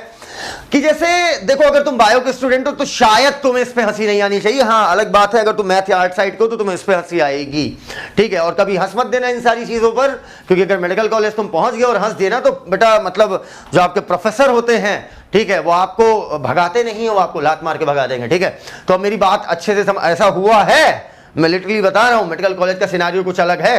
तो खैर चलो, अब मेरा क्वेश्चन है यहां पर कि जो हमारे सेक्स ऑर्गन्स हैं, ठीक है, like male and female sex organ, तो ये इनकी जो पोजीशन है वो कहीं भी हो सकती थी। लॉजिकल सोचो, ठीक है, नाक यहां है, ठीक है, इसलिए तुम्हें ऑकवर्ड नहीं लगती है, ठीक है, क्योंकि तुम शुरू से देख रहे हो, ठीक है। लेकिन फिर हमारे जो रिप्रोडक्टिव ऑर्गन्स हैं उनकी पोजीशंस जो हैं वो आपकी नीचे की तरफ है, ठीक है, नीचे की तरफ है, दोनों पैरों के बीच में रखी गई है, ठीक है। ऐसा क्यों? क्वेश्चन अराइजेस, यहां भी हो सकती थी, यहां भी हो सकती थी, यहां भी हो सकती थी, तो ऐसा क्यों? क्वेश्चन अराइजेस, पोजीशन वहीं पर क्यों है, ठीक है, पोजीशन दोनों लेग्स के बीच में है, ठीक है। इसका रीजन है कि याद रखना इस चीज को कि हर ऑर्गेनिज्म अपने अंदर लगातार चेंज कर रहा है, लगातार अपने अंदर परिवर्तन कर रहा है। क्यों कर रहा है? ताकि वो अपने, ये बात भूलना मत, ये फिलॉसफी ऑफ बायोलॉजी का बहुत इंपॉर्टेंट पॉइंट है कि हर ऑर्गेनिज्म अपने अंदर चेंज कर रहा है, अपने अंदर परिवर्तन कर रहा है, ताकि वो अपने बदल रहे एनवायरमेंट, हमारे चारों तरफ का जो वातावरण है वो लगातार बदल रहा है, बदल रहे एनवायरमेंट के साथ अपने आप को अडॉप्ट कर सके, ठीक है, अपने आप को उसके अनुरूप ढाल सके, उसके अकॉर्डिंग अपने आप को बेस्ट एडजस्ट कर सके। किस लिए? दो चीजों के लिए, survival and reproduction. Never forget, पूरी बायोलॉजी इस बात पे खड़ी है कि संसार में हर organism, from most developed human being to least develop bacteria से लेकर ह्यूमन बीइंग तक जितने भी ऑर्गेनिज्म हैं वो संसार में सिर्फ दो चीज करने आए हैं, भोजन और भजन। खाओ पियो, जनसंख्या बढ़ाओ। बात को मजाक में मत लेना, बात बहुत फैक्ट है और बहुत ज्यादा यूज होगी, बहुत कॉन्सेप्ट में यूज होगा। हम धरती पर दो काम के लिए आए, ये नीट एम्स ये सब हम लोगों ने बनाया है, तो आज से पढ़ाई छोड़ो अभियान, ठीक है? क्या छोड़ दोगे क्या? तो सुनना, हम दो काम के लिए आए हैं, ठीक है, भोजन और भजन, मतलब सरवाइव करने के लिए और रिप्रोड्यूस करने के लिए। ये इकोलॉजी में भी आप पढ़ोगे और ये हर जगह, ये बहुत सारी चीजों का आंसर है कि ठीक है, ह्यूमन जो है या कोई भी ऑर्गेनिज्म है वो दो चीजों के लिए है, सर्वाइवल एंड रिप्रोडक्शन, ठीक है। तो आप क्या चाहोगे कि आपके रिप्रोडक्टिव ऑर्गन प्रोटेक्टेड रहे या ना रहे? क्योंकि अगर रिप्रोडक्टिव ऑर्गन आपका इंजर्ड हो गया या चोटिल हो गया तो लॉजिकल बात क्या है, क्या आगे जनरेशन बढ़ा पाओगे? हाँ, नो सर ना, वैसे भी नहीं बढ़ेगी, टेंशन मत लो, ठीक है, चेहरा देख के बता रहा हूं। तो अभी मैं क्या कह रहा हूं कि अब तुम्हारा भी, ठीक है, इधर देखो, तो अभी क्या है, मैं तुमसे क्या कह रहा हूं बेटा कि हम चाहेंगे कि हमारा रिप्रोडक्टिव ऑर्गन हेल्थी कंडीशन में मेंटेन रहे, और मेंटेन करने के लिए क्या चाहिए होगा? पहली चीज, उसे आप प्रोटेक्ट रखो, ठीक है। अगर सब चीजें ओके है तो उसके बाद भी हमें क्या चाहिए होगी? प्रोटेक्शन। तो जो हमारा रिप्रोडक्टिव ऑर्गन है उसे दोनों लेग्स के बीच में इसलिए रखा गया है। रिप्रोडक्टिव ऑर्गन आप ऐसे समझो, जब मैं आपकी एज में था, क्या बोला बेटा?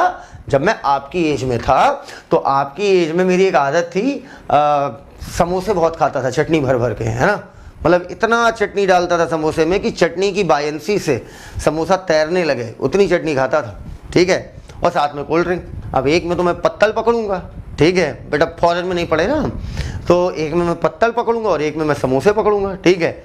अब कोल्ड ड्रिंक भी साथ में पीनी है तो क्या करता था मैं? कोल्ड ड्रिंक को दोनों पाँव के बीच में रख लेता था, ठीक है। क्यों? क्योंकि इधर उधर रखूंगा तो बेटा चोट लगने का खतरा है, कोल्ड ड्रिंक को गिर जाएगी। अब दोनों पाँव के बीच में रखूंगा तो इधर से भी प्रोटेक्टेड, इधर से भी प्रोटेक्टेड। शायद आप समझ गए होंगे मैं कहाँ बोल रहा हूँ। Got it? तो रिप्रोडक्टिव ऑर्गन इधर से भी प्रोटेक्टेड और इधर से भी प्रोटेक्टेड। और आपने नोटिस किया होगा उसके बाद भी सामने से भी थोड़ा सा पीछे की तरफ इंक्लाइन किया गया है ना, पीछे की तरफ झुका हुआ है ताकि फ्रंट प्रोटेक्शन भी मिले। Got it? बैक प्रोटेक्शन आपके हिप्स दे रहे हैं। तो रिप्रोडक्टिव ऑर्गन चाहे ह्यूमन का हो, चाहे किसी भी एनिमल का हो, चाहे किसी भी प्लांट का हो, मोस्ट प्रोटेक्टेड कंडीशन में रखा जाता है। अब बेटा गोल्डन पॉइंट्स ऑफ बायोलॉजी, ठीक है, इसको लिखेगा golden points of biology. Biology के दो गोल्डन पॉइंट्स जो आपको 24 घंटे सातों दिन दिमाग में रहना चाहिए, ठीक है। पहला, ईच एंड एवरी, हर एक एंड प्रत्येक, each and every, just a second, gold, आप मत काटना, सही लिखा है, गोल्डन पॉइंट्स ऑफ बायोलॉजी, ठीक है।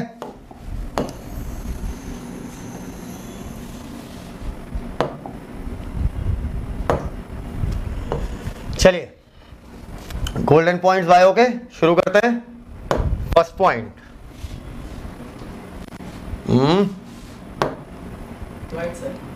ओके वाइट, ठीक है। चलिए first point, each and every living, ज्यादा ग्रामर मत बताना हमें कि कैपिटल ई हो गया है, ठीक है। Each and every living organism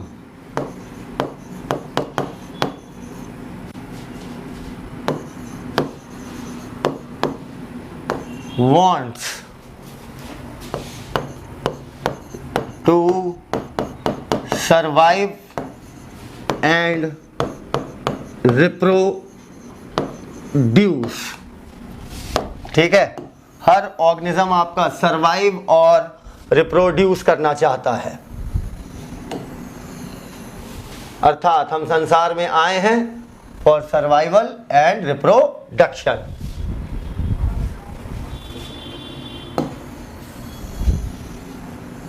इसे जल्दी से लिखिएगा।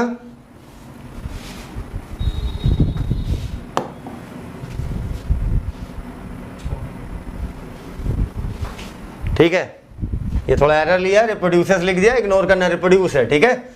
Each and every living organism wants to survive and reproduce. Now next point, अब चाहो तो इसे मेरे शब्दों में लिख लो, संसार का हर ऑर्गेनिज्म धरती पर सिर्फ दो काम करने आया है, खाओ पियो जनसंख्या बढ़ाओ। नेक्स्ट, ठीक है बेटा, मेरी बातें एकदम फैक्ट है तो उन फैक्ट को फैक्ट की तरह बता रहा हूं, ठीक है। इतना कर लिया, चलो अब ये पॉइंट याद रखना, बहुत यूज होता है, ठीक है। संसार, ऐसे लिखना बेटा, हिंदी में लिखना प्लीज, ठीक है। संसार का हर ऑर्गेनिज्म अपने अंदर दो चीजें सेव ऐसे भी, सेव मतलब बचाना, सेव करना चाहता है।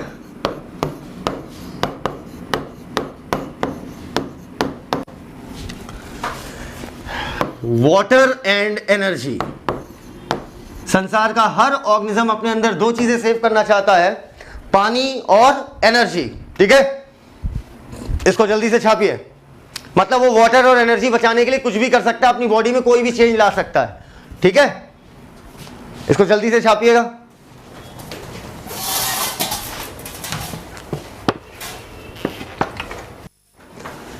इतना हो गया तो मेरी बात समझिएगा, धरती पर आए हैं दो काम के लिए, सरवाइव करेंगे और यही करो तुम, रिप्रोड्यूस। संसार का हर ऑर्गेनिज्म अपने अंदर दो चीजें बचाना चाहता है, वाटर और एनर्जी, इसके लिए साला हम कुछ भी करेंगे, ठीक है। अब ये हमने बहुत सारी बेसिक चीजें सीख ली जो हमें पता होनी चाहिए, ठीक है। अब बहुत सारे बच्चों की एक शिकायत होती है कि सर ओसोफेगस की स्पेलिंग कहीं ओ से है कहीं ई से है, ठीक है। फिर आप कहते हो कि सर कलर की स्पेलिंग कहीं COLOR है कहीं COLOUR है, ल्यूकोसाइट में कहीं LEUCO है कहीं LEUKO है ना। तो ऐसे ये जो कंफ्यूजन्स हैं आपके, बहुत सारे कंफ्यूजन्स होते हैं कि सर ल्यूको की कौन सी स्पेलिंग सही होगी, कलर की कौन सी स्पेलिंग सही होगी, और ऐसे ही आपकी न्यूमोनिया की स्पेलिंग में आपको डाउट होता है। तो बेटा ये जो स्पेलिंग के चक्कर में आप फंसते हो, ठीक है, इसके लिए मैं आपको एक अच्छी चीज सिखा रहा हूं। ये असल में चक्कर है अमेरिकन इंग्लिश और ब्रिटिश इंग्लिश का। इसका मतलब मैं आज ही इसी क्लास में इसलिए क्लियर करना चाह रहा हूं, ठीक है, क्योंकि इसके बाद फिलोसफी ऑफ बायोलॉजी के बाद हमारा चैप्टर आ जाएगा बॉडी फ्लूइड एंड सर्कुलेशन, और उसी के थ्रू हम सारी फिलोसफी सीखेंगे, ठीक है। तो मैं आपको इसमें डिफरेंसेस बताऊं कि कलर की स्पेलिंग्स में जो डिफरेंस है, ओसोफेगस की स्पेलिंग में जो डिफरेंसेस है, ठीक है, आखिर इनमें डिफरेंसेस है क्यों स्पेलिंग्स का। इन बातों पर बात करने से पहले मैं चाहूंगा, मैं आपको टोटल 120 सेकंड दे रहा हूं, 2 मिनट, ठीक है। और 2 मिनट के अंदर एक एक बच्चा पूरे का पूरा फिर रिवाइज करेगा, ठीक है। मतलब तुम्हें कसम है हमारी, तुरंत रिवाइज करोगे। अभी पन्ना पलटना चालू करो, शुरू से जाओ, और सारी चीजें जो मैंने बताया है, गैस्ट्रो मतलब क्या, मायो मतलब क्या, वो सारी चीजें, ठीक है, आपको पूरी रिवाइज करनी है, ठीक है। और कई बार तैयार हो जाए, उसके बाद मतलब 120 सेकंड हम इसी में स्पेंड करेंगे। चलिए अब हम आगे शुरू करते हैं बातें। तो अब यहां पर क्वेश्चन आता है कि ब्रिटिश इंग्लिश और अमेरिकन इंग्लिश, आप स्पेलिंग में फंसते हो, है ना। एजिंग में कहीं आता है AGEING, कहीं आता है AGING। एनीमिया की स्पेलिंग ANAE, एक तरफ है ANEMIA, एक तरफ आपकी एनेस्थेटिक स्पेलिंग में AE, एक तरफ E है, एक तरफ एनालाइज में SE है, एक तरफ ZE है। कंफ्यूजन होता है कि नहीं होता है, ठीक है। वैसे सेंटर CENTRE या CENTER, या आपका सीलोम की स्पेलिंग में कहीं COE होता है, कहीं पर E होता है। सीकम में कहीं AE यूज होता है, कहीं पर E यूज होता है। कलर में कहीं OUR यूज होता है, कहीं पर OR यूज होता है। कहीं पर डिफिसिकेशन में आपका FAEC यूज होता है, यहां पर FECA यूज होता है। वैसे ही आपका फीसेस में FAE यूज हो रहा है, यहां FEC यूज हो रहा है। लाइकवाइज अगर हम उसी तरीके आगे बढ़े, ठीक है, फाइबर में, अरे सर समझ गए सर, अलग अलग है, नहीं, चुपचाप सुनो तुम हमारी बात। फाइबर की स्पेलिंग कहीं FIBRE यूज होता है, कहीं पर FIBER यूज होता है। फीटस में कहीं FOE यूज होता है, कहीं पर FE यूज होता है। वहीं पर ग्वाइटर में बात करें, कहीं TER, कहीं पर ग्वाइटर की स्पेलिंग बेटा दोनों तरफ सेम कर दी है। ये मेरी मिस्टेक नहीं है, ये एक मैम की मिस्टेक है, ठीक है। तो मैम की है तो हम इग्नोर कर सकते हैं, ठीक है। चलो अगला, गायनिकोलॉजी की अगर हम बात करें तो कहीं पर बेटा GYNAE है, कहीं पर NEC है। लिटर में कहीं LIT, लीटर में LITETRE, कहीं पर LITER, ठीक है। वैसे ही ल्यूकोसाइड में, यहां पर देखो मैम ने अगली मिस्टेक कर दी, यहां पर लीटर 2 बार मैम ने एकदम पानी भर दिया यहां पर PPT में, कह रही अभी तुरंत बनी है ना बेटा, लीटरों में पानी भरा है। तो कहीं पर LEUCO है, तो यहां पर होगा LEUCO की जगह KO होता है, ठीक है। एस्ट्रोजन में कहीं O से शुरू होता है, कहीं E से, कहीं पर टीनियम में TAE, कहीं पर TE यूज होगा, कहीं पर ट्यूमर में OUR, कहीं पर OR। तो सर इतनी बकवास तो कर दी आपने, अब ये बताइए मुद्दा क्या है। मुद्दा ये है कि तुम्हें इसे इन स्पेलिंग से चक्कर में नहीं पड़ना है। बायोलॉजी में स्पेलिंग का कोई मतलब नहीं है, आस पास भी लिख दोगे ना तुम्हारा काम बन जाएगा। देखो एक्चुअली में क्या है, ब्रिटिश इंग्लिश थोड़ी अलग है, अमेरिकन इंग्लिश थोड़ी अलग है, ठीक है। हम जो फॉलो करते हैं अपनी NCERT में वो यूज करते हैं ब्रिटिश इंग्लिश, ठीक है। हम अमेरिकन इंग्लिश यूज नहीं करते हैं। आप कहीं भी देखोगे आपको ब्रिटिश इंग्लिश के वर्ड्स मिलेंगे। तो आपको इन स्पेलिंग के चक्करों में नहीं पड़ना कि सर बेटा ये मुझे बताना बहुत जरूरी है, वरना आप चरस बो देते हो, ठीक है। आप कहते रहते हो कि भैया सर ये माने कि ये माने, सीकम की स्पेलिंग क्या माने सर, ठीक है। तो तुम कुछ ना मानो, तुम सीकम को SECUM लिख दो, मुझे कोई दिक्कत नहीं, बस तुम सीकम को सीकम समझना, इंटेस्टाइन मत समझना, ठीक है। तो आपको स्पेलिंग्स के चक्कर में नहीं पड़ना है, ठीक है। ये असल में 2 डिफरेंट एक्सेंट है, और डिफरेंट एक्सेंट होने की वजह से डिफरेंट प्रोनाउंसिएशन आता है, जिसकी वजह से उच्चारण, प्रोनाउंसिएशन मतलब उच्चारण, have a silence please, have a silence please, उच्चारण, और उच्चारण अलग अलग होने की वजह से स्पेलिंग थोड़ी डिफर कर जाती है। तो ये मैटर हमारे लिए नहीं करता है। सो नाउ हमारी जो पहली यूनिट होगी मेरा बच्चा, वो होगी आपकी human physiology. So before starting human physiology पढ़ने से पहले पहला सवाल बनता है व्हाट इज फिजियोलॉजी। भाड़ में गई ह्यूमन फिजियोलॉजी। अगर हम जानते हैं फिजियोलॉजी क्या है तो मुझसे फिर एंट की फिजियोलॉजी, आंटी नहीं आंट, ठीक है, आंट की चींटी की फिजियोलॉजी, या इंसेक्ट की फिजियोलॉजी, कॉकरोच की फिजियोलॉजी, या ह्यूमन की फिजियोलॉजी समझ सकते हैं। तो पहला सवाल बनता है कि फिजियोलॉजी आखिर है क्या, व्हाट इज फिजियोलॉजी। चलिए शुरू करते हैं। फिजियोलॉजी का मतलब क्या है समझना बेटा। लॉजी का मतलब होता है स्टडी, ठीक है। हमें पता है कि हमारी बॉडी में, क्या बोला, हमारी बॉडी में 5000 अलग अलग प्रकार की रिएक्शन चल रही हैं। मेरे कहने का मतलब समझना, मैंने ये नहीं बोला 5000 रिएक्शन चल रही हैं, 5000 डिफरेंट टाइप्स की रिएक्शन चल रही हैं। मतलब एग्जांपल के तौर पर रोजनमून अलग है, कोल्बे सिंथेसिस अलग है, गाटरमैन अलग है। तो ऐसे ही 5000 डिफरेंट टाइप्स की रिएक्शन चल रही है, और ना जाने एक रिएक्शन कितनी बार चल रही हो, अरबों बार चल रही हो, खरबों बार चल रही हो। तो ये जो हमारी बॉडी में 5000 डिफरेंट टाइप की रिएक्शन चल रही हैं, ठीक है, लगभग बताया जाता है बेटा, कोई 1 2 3 4 करके गिना नहीं है, ठीक है। तो जो 5000 डिफरेंट टाइप, वर्ल्ड को फोकस करो, क्या बोला, डिफरेंट टाइप, 5000 रिएक्शन है, डिफरेंट टाइप जो हमारी बॉडी है, इसमें 5000 अलग अलग प्रकार की रिएक्शन चल रही हैं, और ये सारी रिएक्शंस मिलकर हमें सरवाइव कराने में और रिप्रोड्यूस कराने में मदद करती हैं। मैंने कहा था कि हम धरती पर आए हैं सिर्फ 2 काम के लिए, खाओ पियो और मुंह से बोलो, जनसंख्या बढ़ाओ। समझ में आया? रिप्रोड्यूस करो भूल जाओगे, तो बोलो वो जो याद रहे। एग्जाम में ये नहीं पूछेगा तुमने चीजों को याद कैसे किया। तो ये जो हमारी बॉडी में सारी रिएक्शंस चल रही हैं, 5000 अलग अलग प्रकार की रिएक्शन चल रही हैं, जिनकी मदद से हम सरवाइव करते हैं और हम खुद को लिविंग कहते हैं, वो सारी रिएक्शन मिलाकर कहलाती है मेटाबॉलिज्म। इतनी बात एकदम क्लियर। तो बेटा उसके साथ साथ अब बात करते हैं मेटाबॉलिज्म क्या है, समझ में आ गया। Sum of all the reaction, क्या बोला, sum of all the reaction occurring in living organism to survive and reproduce is called metabolism. हर एक सिंगल रिएक्शन को बोलोगे मेटाबॉलिक रिएक्शन, और सभी मिलाकर क्या बोलोगे, मेटाबॉलिज्म। किस लिए चल रही है, ताकि जिंदा रहें और बच्चे पैदा करें। अब सवाल बनता है कि फिजियोलॉजी क्या है।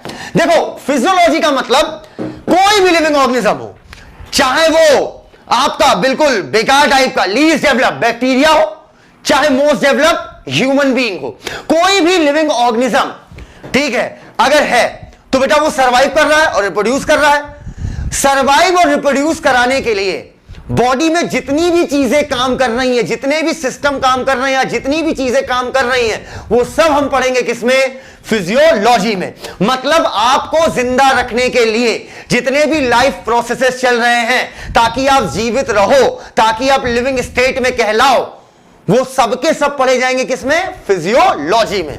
इतनी बातें एक एक बच्चे को क्लियर होगी, ठीक है। All the processes which is occurring in our body, जो हमारी बॉडी में हो रहे हैं, ठीक है, जिनके दम पर हम सरवाइव करें और बस वही तुम याद रखो, बच्चे पैदा करें, है ना, ठीक है। अच्छा, और हम बच्चे पैदा कर सकें, वो किसमें पढ़े जाएंगे, फिजियोलॉजी में। अब अगर मैं कहूं तुमसे कि चलो बताओ मैं पढ़ रहा हूं बर्ड्स की फिजियोलॉजी, तो इसका मतलब क्या है, वो सारे प्रोसेस हम पढ़ेंगे जो चिड़िया को जिंदा रखती है और बच्चे कराने में मदद करती है। अगर मैं तुमसे बोलूं कॉकरोच की फिजियोलॉजी, तो क्या बोलोगे, कॉकरोच की फिजियोलॉजी मतलब वो सारी चीजें पढ़ेंगे जो कॉकरोच को जिंदा रख रही है। वैसे ही ह्यूमन फिजियोलॉजी का मतलब क्या हुआ, तेज आवाज में बिलाउल, सरवाइव करने के लिए और रिप्रोड्यूस करने के लिए सब पढ़ेंगे। उसके बाद सरवाइव करने के लिए और रिप्रोड्यूस करने के लिए जितने भी प्रोसेसेस चल रहे हैं वो किसमें पढ़ेंगे हम, ह्यूमन फिजियोलॉजी में। चैप्टर का नाम हम लोग क्या करेंगे, रटेंगे कि समझेंगे, रटना है क्या कुछ भाइयों में। चलो आओ, अब हम समझ चुके हैं ह्यूमन फिजियोलॉजी क्या है, क्योंकि हम समझ चुके हैं फिजियोलॉजी क्या है। तो पहली बात, चलो इसके चैप्टर्स क्या क्या हमें पढ़ने हैं वो हम देख लेते हैं। चलो बेटा चैप्टर्स पढ़ने के साथ, मैं चैप्टर्स नहीं बता रहा हूं आपको, चैप्टर पढ़ने के साथ हम ये समझेंगे कि इस चैप्टर की आवश्यकता क्या है। चलो सबसे पहले आपने सुना होगा digestive system, respiratory system, circulatory system, excretory system, neural system, endocrine system, muscular system, skeleton system, reproductive system, immuno system, ऐसे बहुत सारे सिस्टम पढ़ते हैं आप। सवाल तो यही बन जाता है गुरु कि व्हाट इज सिस्टम। नहीं, सिस्टम तो ठीक है, डाइजेस्टिव, रेस्पिरेटरी, एक्सक्रीटरी, लोकोमोटरी, आपका जो है सर्कुलेटरी सिस्टम। सवाल बनता है कि सिस्टम क्या है, ठीक है। तो फिजिक्स एनसीईआरटी सिस्टम को डिफाइन करती है। सिस्टम का मतलब समझना क्या होता है, व्हाट इज सिस्टम। सर हमने डाइजेस्टिव सिस्टम पढ़ लिया, अरे ससुर सिस्टम क्या है पहले ये बताओ। देखो फिजिक्स एनसीईआरटी बहुत प्यारा लिखती है, कहती है 2 या 2 से ज्यादा चीजें, क्या बोला, 2 या 2 से ज्यादा चीजें, 2 या 2 से ज्यादा चीजें जब आपस में मिलकर एक दूसरे के साथ सामंजस्य बनाकर, एक दूसरे के साथ मतलब सिंक्रनाइज होकर, ठीक है, आपस में काम करें और किसी फंक्शन को परफॉर्म करें, तो वो मिलकर क्या कहलाती है, एक सिस्टम। फॉर एग्जाम्पल यहां पर मान लो 3 ऑब्जेक्ट्स हैं, ये 3 ऑब्जेक्ट आपस में मिलकर किसी पार्टिकुलर फंक्शन को परफॉर्म कर रहे हैं, किसी पार्टिकुलर कार्य को कर रहे हैं, तो ये तीनों चीजें क्या कहलाएंगी, मिलकर एक सिस्टम, और ये तीनों चीजें कहलाएंगी पार्ट ऑफ सिस्टम। इतनी बातें एकदम क्लियर। अब डेफिनेशन कंप्लीट हो गई नहीं, नीचे फिजिक्स एनसीईआरटी लिखती है करिया करिया नोट करके कहती है कि सिस्टम की डेफिनेशन में इस चीज को भी जोड़िए कि अगर सिस्टम का कोई भी पार्ट, मतलब उन चीजों में कोई भी चीज निकाल कर अलग कर दी जाए तो उससे उस सिस्टम का फंक्शन प्रभावित होना चाहिए, तभी वो कहलाएगी सिस्टम का पार्ट। क्लियर? अच्छा, अगर मैं बात करूं कार की, तो कार एक सिस्टम है या नहीं है? क्योंकि उसमें बहुत सारी चीजें मिलकर फंक्शन परफॉर्म करती है, सारी चीजें आपस में सामंजस्य बनाती हैं, इंजन, मोटर, निपोरा, झाम, जितनी भी चीजें होती हैं, हाँ या ना? बोलो भैया, एटीएन सही है कि नहीं? वो सारी चीजें मिलकर उसका फंक्शन क्या है? उनका फंक्शन है गाड़ी को, मतलब उस व्हीकल को, उस लोकोमोटिव को आगे बढ़ाना, हाँ या ना? तो अब ये बताइए, मेरा सवाल है कि क्या ड्राइविंग सीट उस सिस्टम का पार्ट है? नहीं, क्योंकि ड्राइविंग सीट निकाल के फेंक दी जाए तो गाड़ी आगे तब भी बढ़ेगी, खड़े होकर चलाएंगे ना धकर धकर। तो अब मेरी बात समझना बेटा अच्छे से। अब एक सिस्टम के 50 एग्जांपल ले सकता हूं मैं। चलो, एक एग्जांपल हो गया फैन सिस्टम का एक एग्जांपल हुआ। कैसे? अगर मैं बात करूं फैन की, तो बेटा फैन में क्या क्या चीजें होती हैं? फैन में आपका मोटर लगी होगी, ठीक है? मोटर से क्या लगे होंगे बेटा? ब्लेड लगे होंगे, है ना? बोलो भैया। फैन में आपकी क्या हो गई? मोटर हो गई। मोटर के साथ क्या होगा? अपना फैन देखो, ऊपर पंखा है, ठीक है? लटकना नहीं, देखना है, ठीक है? मोटर होगी, मोटर के साथ क्या होगी? ब्लेड होगी, और बीच में बेटा उसका क्या होता है? फैन में बेटा सेंटर में उसकी चक्कर घिन्नी, जिसे तुम बोलते हो एक्सेल, है ना? एक्सेल, ब्लेड, मोटर, और साथ में क्या होता है? कैपेसिटर टू स्टोर चार्ज, ठीक है? और साथ में क्या होता है? वायर, और वायर से क्या आएगी? इलेक्ट्रिसिटी। तो कितनी चीजें हुई? 6 चीजें हुई। कौन कौन सी?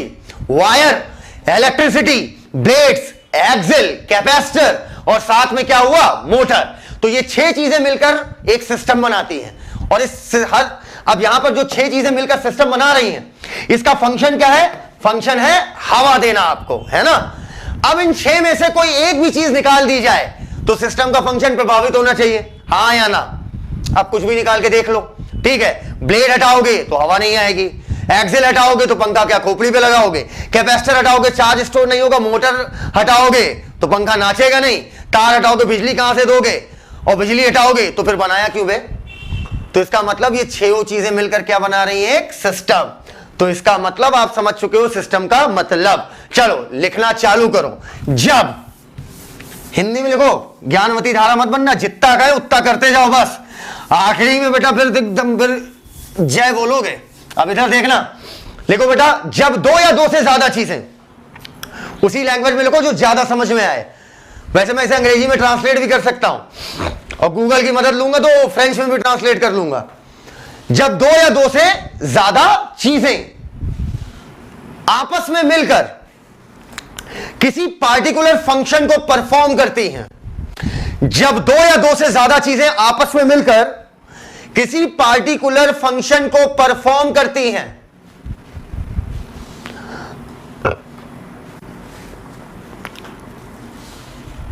और उनमें से अगर किसी एक भी चीज को निकाल दिया जाए, क्या बोला? अगर उनमें से किसी भी एक भी चीज को निकाल दिया जाए तो उससे फंक्शन प्रभावित होगा या अफेक्टेड होगा। तो उससे फंक्शन प्रभावित होगा, या लिख दीजिए अफेक्टेड होगा, कॉमा लिखना नहीं है, लगाना है, कॉमा लिखा। जब 2 या 2 से ज्यादा चीजें मिलकर आपस में किसी फंक्शन को परफॉर्म करती हैं, और उनमें से अगर किसी एक चीज को निकाल दिया जाए तो फंक्शन, अरे क्या, प्रभावित या अफेक्टेड? क्यों अफेक्टेड नहीं होगा? इफेक्टिव भी होगा सर, प्रभावित। इफेक्टिव नहीं, अफेक्टेड है ना? हाँ, अफेक्टेड होगा, ठीक है, कॉमा। तो वो मिलकर एक सिस्टम कहलाती हैं। आइए तो अब चलिए बात करते हैं कि हम फिजियोलॉजी में क्या क्या चीजें पढ़ेंगे, ठीक है? चलो अब सबसे पहले मुझे यह बताओ, सोचना है, ठीक है? रटना नहीं, सोचना है। मैंने कहा फिजियोलॉजी वो सारी चीजें जो आपको जिंदा रखने में सहायक है, मदद कर रही हैं, ठीक है?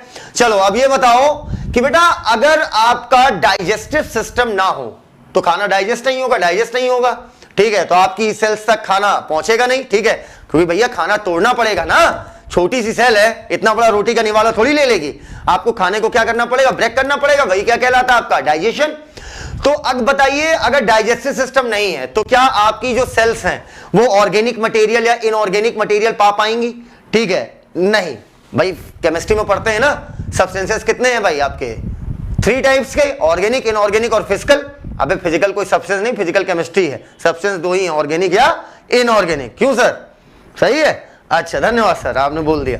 इधर तो बेटा ऑर्गेनिक सब्सटेंस का इस्तेमाल करती है सेल किस लिए, नई सेल्स बनाने के लिए, या पुरानी सेल में कहीं चोट चपेट लग गई, या कुछ खराबी आ गई, या और माइटोकॉन्ड्रिया बनाना है, या और क्लोरोप्लास्ट बनाना है, तो इसलिए सेल क्या करती है, ऑर्गेनिक मटेरियल्स का यूज करती है। बहुत सारी मेटाबॉलिक रिएक्शन में इनऑर्गेनिक सब्सटेंस यूज होते हैं, तो सब हम लेते किससे, फूड से। लेकिन फूडवा अगर तोड़ोगे नहीं तो क्या फूड हमारी सेल्स ले पाएंगी, वो सब्सटेंसेस को ले पाएंगी, नहीं।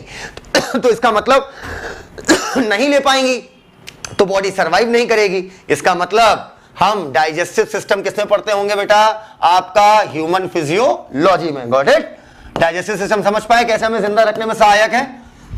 Now next one is respiratory system. पढ़ेंगे या नहीं पढ़ेंगे, पढ़ेंगे या नहीं पढ़ेंगे, पढ़ेंगे तो तुम रटा हुआ बोल रहे हो, डिसाइड करेंगे कि पढ़ना है या नहीं पढ़ना है। गुड। दूसरा रिस्पायरेटरी सिस्टम, बेटा ये बताओ संसार में कोई भी मशीन हो, ठीक है, छोटी से छोटी बड़ी से बड़ी कोई भी मशीन हो, मशीन को वर्क करने के लिए क्या चाहिए, एनर्जी, है ना भाई, बगैर एनर्जी के तो वर्क नहीं करेगी। ठीक है, जनरेटर भी है, लाख तुम जनरेटर से इलेक्ट्रिकल एनर्जी ऑब्टेन करते हो, लेकिन उसके लिए भी तो तुम उसमें जो है ईंधन डालते हो, फ्यूल डालते हो, है ना। तो किसी भी मशीन को वर्क करने के लिए क्या चाहिए, एनर्जी। और अगर मैं बात करूं बैक्टीरिया की, अबे ह्यूमन छोड़ो, ह्यूमन तो बहुत है कॉम्प्लेक्स हो गया, एनिमल किंगडम छोड़ो, होल वर्ल्ड का सबसे डेवलप्ड ऑर्गेनिज्म है। ह्यूमन छोड़ो, बैक्टीरिया की बात करो, ठीक है। अगर मैं एक single celled organism that is bacteria की मैं बात करूं ना, तो ह्यूमन के द्वारा कोई ऐसी मशीन नहीं बनी आज तक जो बैक्टीरिया की कॉम्प्लेक्सिटी को टक्कर दे दे, ठीक है। तो इसका मतलब ह्यूमन की मशीन के तुलना में बैक्टीरिया क्या है, ज्यादा कॉम्प्लेक्स है, ठीक है।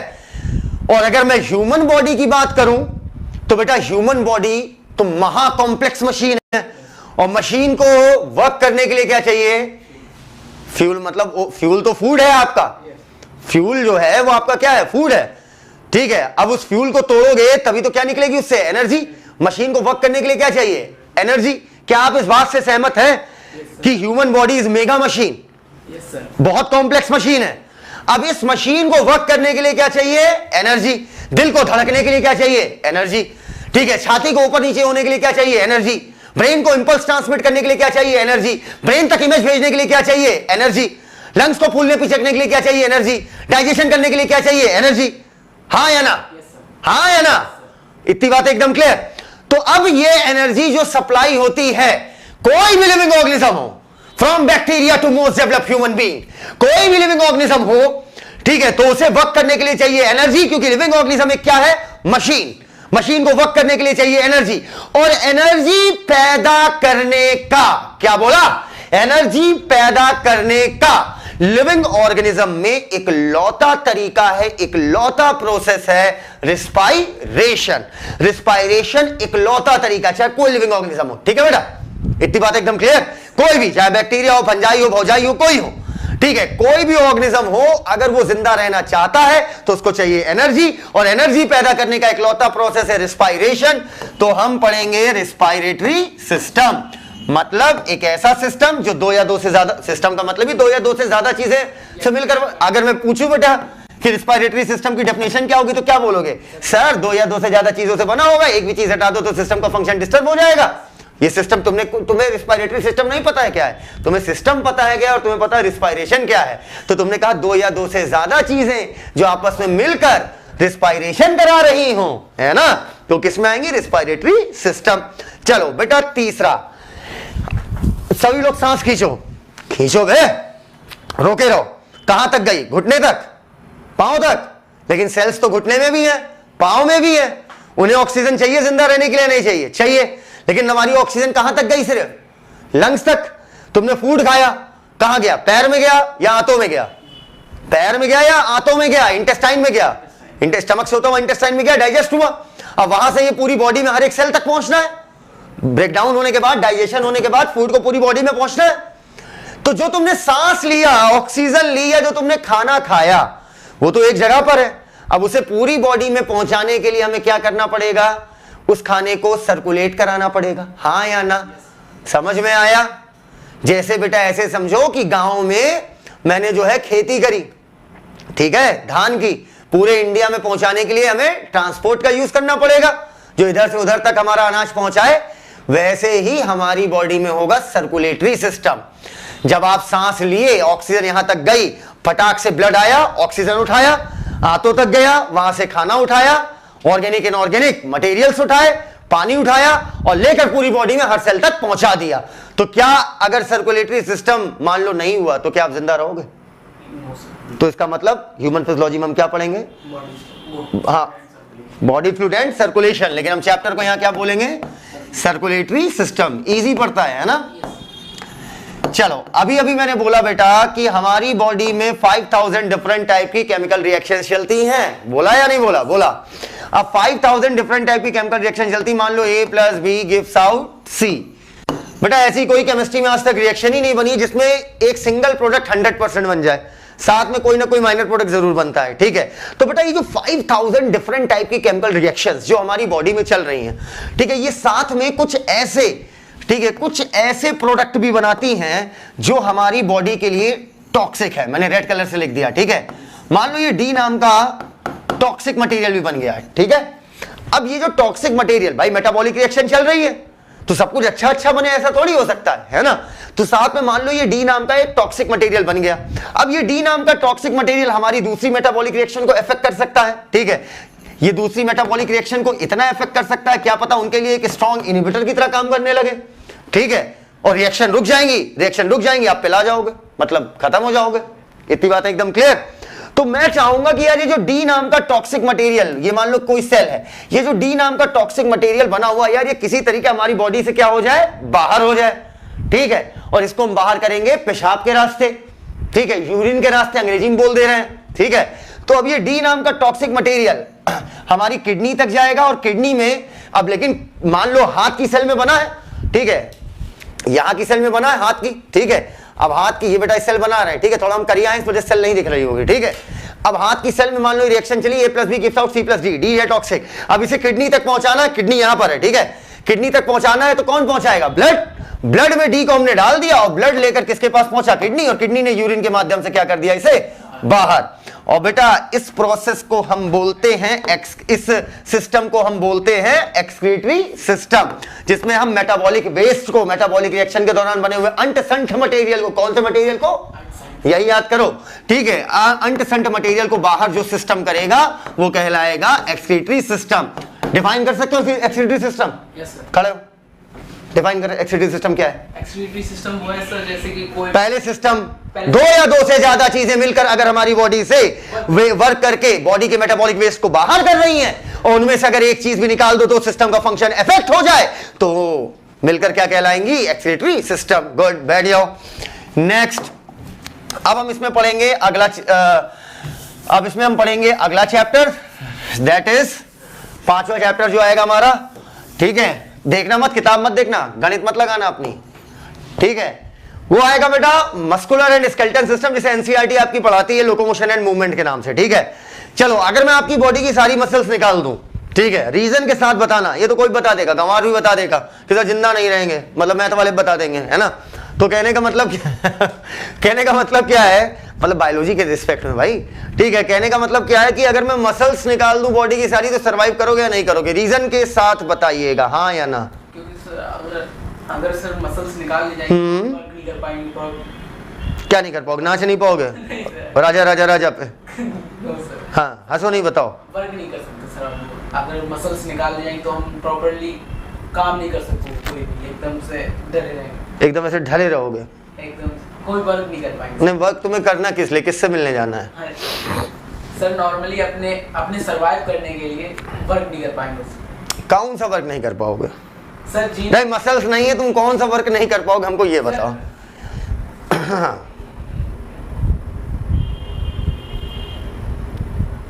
हाँ, नाच नहीं पाओगे हैं?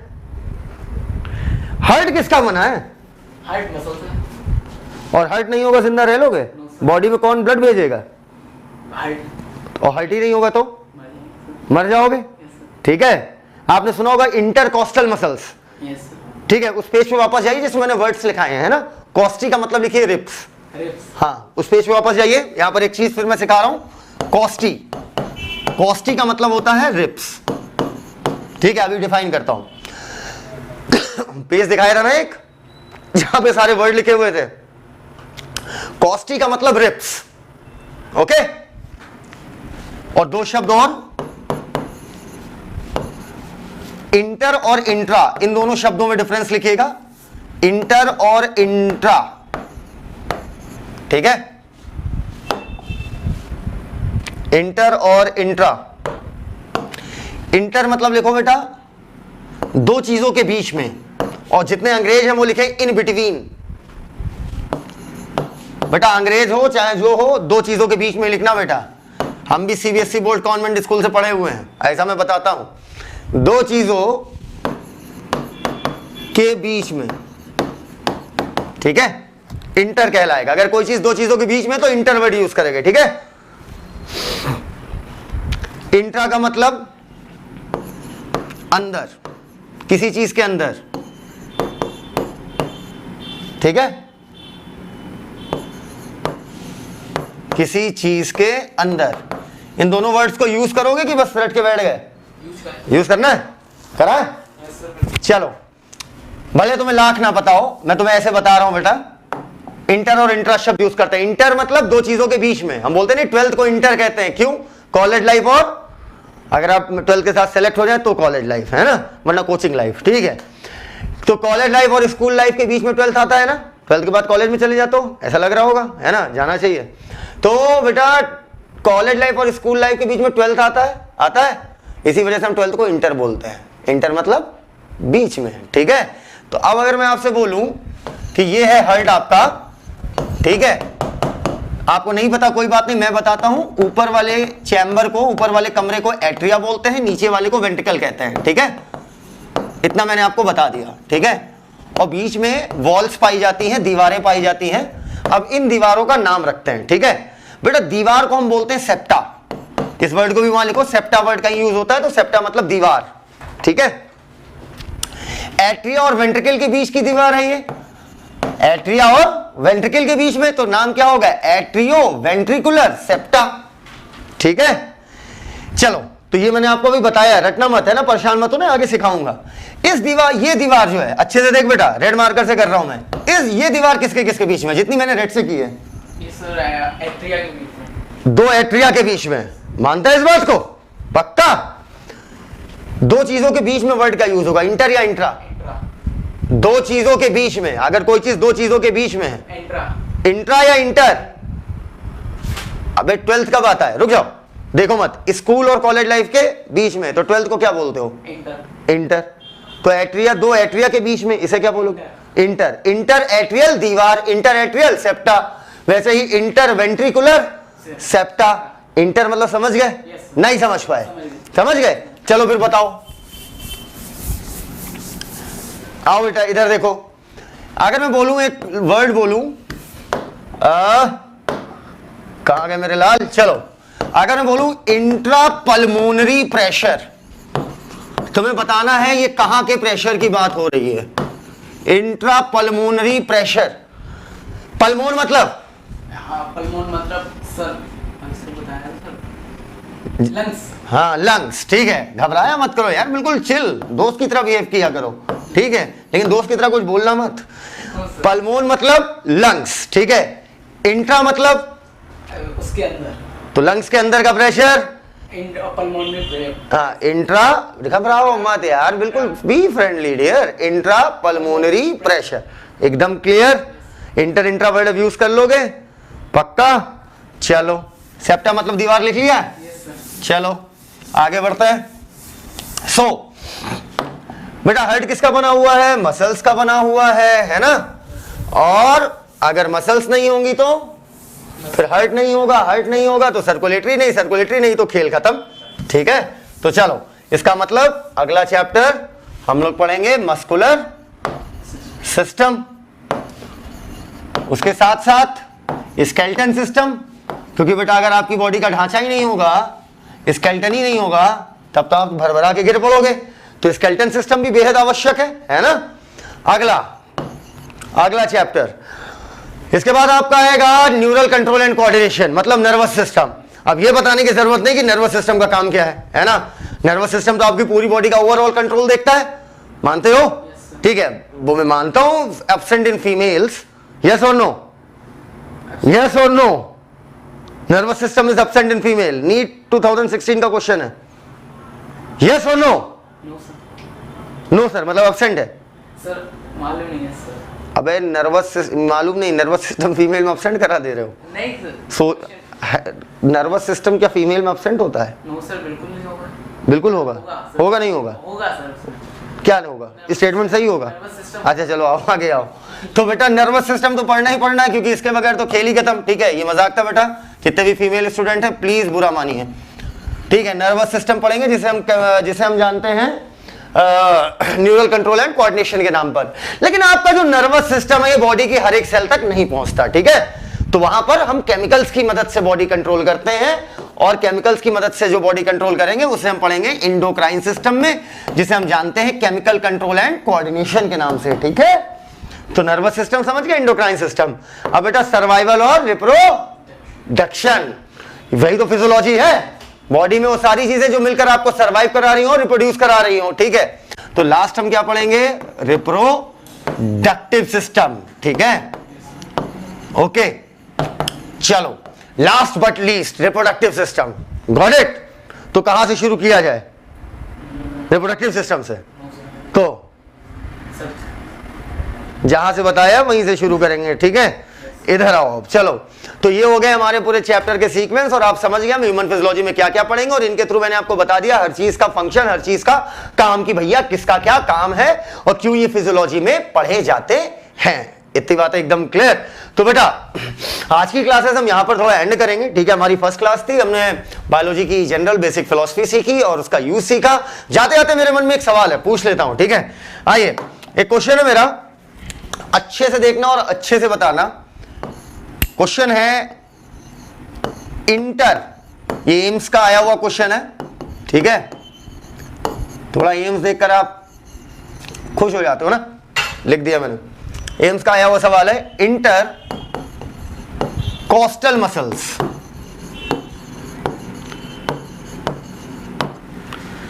intercostal muscles are found in between ribs, okay, in between ribs, या आपका at the posterior end of stomach, near patella, near fibula। भाड़ में गया, ऑप्शन देखो ही मत, नाम पकड़ो। कॉस्टी मतलब रिब्स, गुड। मायो मतलब मसल, यहां तो मसल सीधा लिखा है। इंटर मतलब दो चीजों के बीच में, वेरी गुड, मतलब दो रिब्स हैं और इनके बीच में जो मसल्स होंगी उसे क्या बोलेंगे? Intercostal muscles. And this is philosophy of biology, ये है इंपॉर्टेंस। उम्मीद है आप समझ चुके होंगे, और मुझे पता है मैक्सिमम लोग मतलब ये नहीं जानते होंगे कि फिलॉसफी ऑफ बायोलॉजी का महत्व क्या है, लेकिन जो पढ़ लिया है और जब हम इसे यूज करेंगे मां कसम पागल हो जाओगे। ठीक है, मतलब सोचोगे कि यार मतलब इसलिए सबने लेक्चर लिया, मोस्ट इंपॉर्टेंट लेक्चर। ठीक है, ये है फिलॉसफी ऑफ बायोलॉजी का मोस्ट इंपॉर्टेंट लेक्चर। ठीक है, अब मेरी जाते जाते मैं आपको एक अच्छी सी बात और बताया जाता हूं, आपके कुछ डाउट्स होंगे मन में, वो मैं क्लियर कर दे रहा हूं। जैसे मैंने बोला था कि आपकी जैसे आपकी जो है बॉडी में जो चीजों की पोजीशंस हैं, ठीक है, जैसे हाथ का यहाँ होना, पैर का इधर होना, है ना, आंखों का इधर होना, कान का इधर होना, लिप्स का यहाँ होना, नथने का इधर होना, या ब्रेस्ट का इधर होना, मतलब या हिप्स का उधर होना, जो भी कहानी है ये आखिर है क्यों? एक बायो का एक रूल है। ठीक है, क्या बोला? रूल है कि बायोलॉजी कोशिश करती है कि मॉर्फोलॉजी में सिमेट्री ले, सिमेट्री पाए। मॉर्फोलॉजी का मतलब होता है जब हम किसी चीज को ऊपर से देखते हैं तो वो क्या है? मॉर्फोलॉजी है। चीर के देखेंगे तो एनाटॉमी है। और अगर चुल्ला मतलब माइक्रोस्कोप, ठीक है, चुल्ला लगा के देखेंगे तो हिस्टोलॉजी है। हिस्टो मतलब टिश्यू, लॉजी मतलब study, study of tissue is histology. तो ऊपर से देखा तो मॉर्फोलॉजी, चीर के देखा तो एनाटॉमी, और माइक्रोस्कोप लगा के देखा तो हिस्टोलॉजी। जब बेटा हनुमान जी ने श्री राम जी को मतलब भक्ति दिखाई थी अपनी, तो उन पे लोग भरोसा नहीं कर रहे थे कि आप भाई कितना प्रेम करते हो। ठीक है, पहले उन्होंने अपनी मॉर्फोलॉजी से दिखाने की कोशिश करी, पूरा मॉर्फोलॉजी में अपने सिंदूर लपेट के चले आए थे, पता होगा आपको। ठीक है, और कहा उन्होंने कि देखिए मैं कितना प्रेम करता हूं कि जो सीता माता वो सिर्फ यहां लगाती हैं और मैं आपके प्रेम में पूरी बॉडी में लगा दिया। अब उन्होंने एकदम मतलब एक प्रेम में उन्होंने ऐसा किया। तो जब मॉर्फोलॉजी से लोग भरोसा नहीं किए ऊपर से देख के, तो उन्होंने चीर के दिखाया, ले देख, है ना, आपने सुना होगा, है ना। तो क्या दिखाया, मॉर्फो में ही नहीं एनाटॉमी में भी बसे हैं। माइक्रोस्कोप नहीं था, नहीं तो कसम से फिर हिस्टोलॉजी में भी दिखा देते। Are you getting my point. तो हम जब किसी चीज को ऊपर से देखते हैं तो मॉर्फोलॉजी है, चीर के देखते हैं तो एनाटॉमी है, माइक्रोस्कोप लगा के देखते हैं तो हिस्टोलॉजी है। अब मेरा एक क्वेश्चन है सभी से, अगर मैं अपना लिवर निकाल के दिखाऊं, क्या बोला, अगर मैं अपना लिवर निकाल के दिखाऊं आपको, ठीक है, तो बताइए आप क्या देख रहे हो, मॉर्फोलॉजी या एनाटॉमी? गलत जवाब। मुझे पता था आप यही जवाब देंगे। बॉडी के रिस्पेक्ट में एनाटॉमी, क्योंकि बॉडी के अंदर है। लेकिन जो आप लिवर देख रहे हैं वो लिवर की क्या है, मॉर्फोलॉजी। अब जब लिवर को चीर के देखोगे तो किसकी, बॉडी की लिवर की? Got it. तो मॉर्फो देख रहे हो कि एना देख रहे हो, ये डिपेंड करता है रेफरेंस पॉइंट पर। बॉडी के रिस्पेक्ट में अगर आप चीर के देख के हर्ट देख रहे हो तो बॉडी के रिस्पेक्ट में वो हर्ट किस में आएगा, बॉडी की एनाटॉमी में। लेकिन हर्ट देख रहे हैं तो वो हर्ट की क्या है, समझ पाए मेरी बात को, एकदम क्लियर। तो बेटा बॉडी में जो चीजें दो हैं, ये है वो है, उसका रीजन समझिएगा। देखो नेचर सिमेट्री पसंद करता है, नेचर सिमेट्री की तरफ भागता है, ठीक है, चीजों को वो सिमेट्रिकल रखना चाहता है। Got it. अब समझना, जो चीजें हमारी बॉडी में दो हैं वो बॉडी की सेंट्रल एक्सिस से, मॉर्फोलॉजी की मैं बात कर रहा हूं, जो चीज आप ऊपर से देख रहे हो, इसी वजह से मैंने पहले मॉर्फोलॉजी एक्सप्लेन किया क्वेश्चन को रोककर। जो चीजें हमारी बॉडी में दो हैं वो बॉडी की हमारी सेंट्रल एक्सिस पर पाई जाती हैं। अबे कॉमन सेंस लगाओ, गलत बोला है। जो चीजें दो हैं वो सेंटर पे कैसे होंगी, कॉमन सेंस लगाओ। जो चीजें दो हैं वो सेंट्रल एक्सिस के एक इधर और एक इधर, और जो चीजें एक हैं वो बॉडी की सेंट्रल एक्सिस पर। गॉट इट, क्लियर है। जो चीजें बॉडी में दो हैं वो सेंट्रल एक्सिस, अरे सेंट्रल एक्सिस मतलब एक भाला डालो यहां से, समझ गए, एंटीरियर से डालो, पोस्टीरियर से निकालो, तो ठीक है, वो क्या होगी बॉडी की सेंट्रल एक्सिस, ठीक है। नाचूंगा तो एक्सिस ऑफ रोटेशन बनेगी, ठीक है, सुनना। तो जो चीजें बॉडी में दो हैं वो सेंट्रल एक्सिस पर, और जो चीजें दो हैं वो सेंट्रल एक्सिस से एक इधर और एक इधर, ठीक है, हाँ उधर, ठीक है। और जो चीजें एक है वो बॉडी की सेंट्रल एक्सिस पर। चल भाई बोलना चालू कर, ये बताओ कान कितने, एक या दो? दो, सेंट्रल एक्सिस से एक इधर एक इधर। आंख कितनी? दो, एक इधर, सेंट्रल एक्सिस देखो। नोज कितनी? एक, सेंट्रल एक्सिस पर। नोज की अब सेंट्रल एक्सिस देखोगे तो नोस्ट्रिल दो, तो नोज की सेंट्रल एक्सिस से एक इधर। Got it. चिन कितनी है? ठुड्डी एक, सेंट्रल एक्सिस में जा रही है। नेक कितनी? एक, सेंट्रल एक्सिस। ब्रेस्ट कितने? दो, सेंट्रल एक्सिस से एक इधर, ठीक है। आपका रिप्रोडक्टिव ऑर्गन पेनिस और वेजाइना एक, तो सेंट्रल एक्सिस पर। नेवल नाभि एक, सेंट्रल एक्सिस पर। हिप्स दो, सेंट्रल एक्सिस से एक इधर। हाथ पैर दो, सेंट्रल एक्सिस से एक इधर, पैर एक इधर। तो this is all philosophy of biology. I hope you all enjoy my lecture. This is Sahil Siddiqui, thank you, धन्यवाद।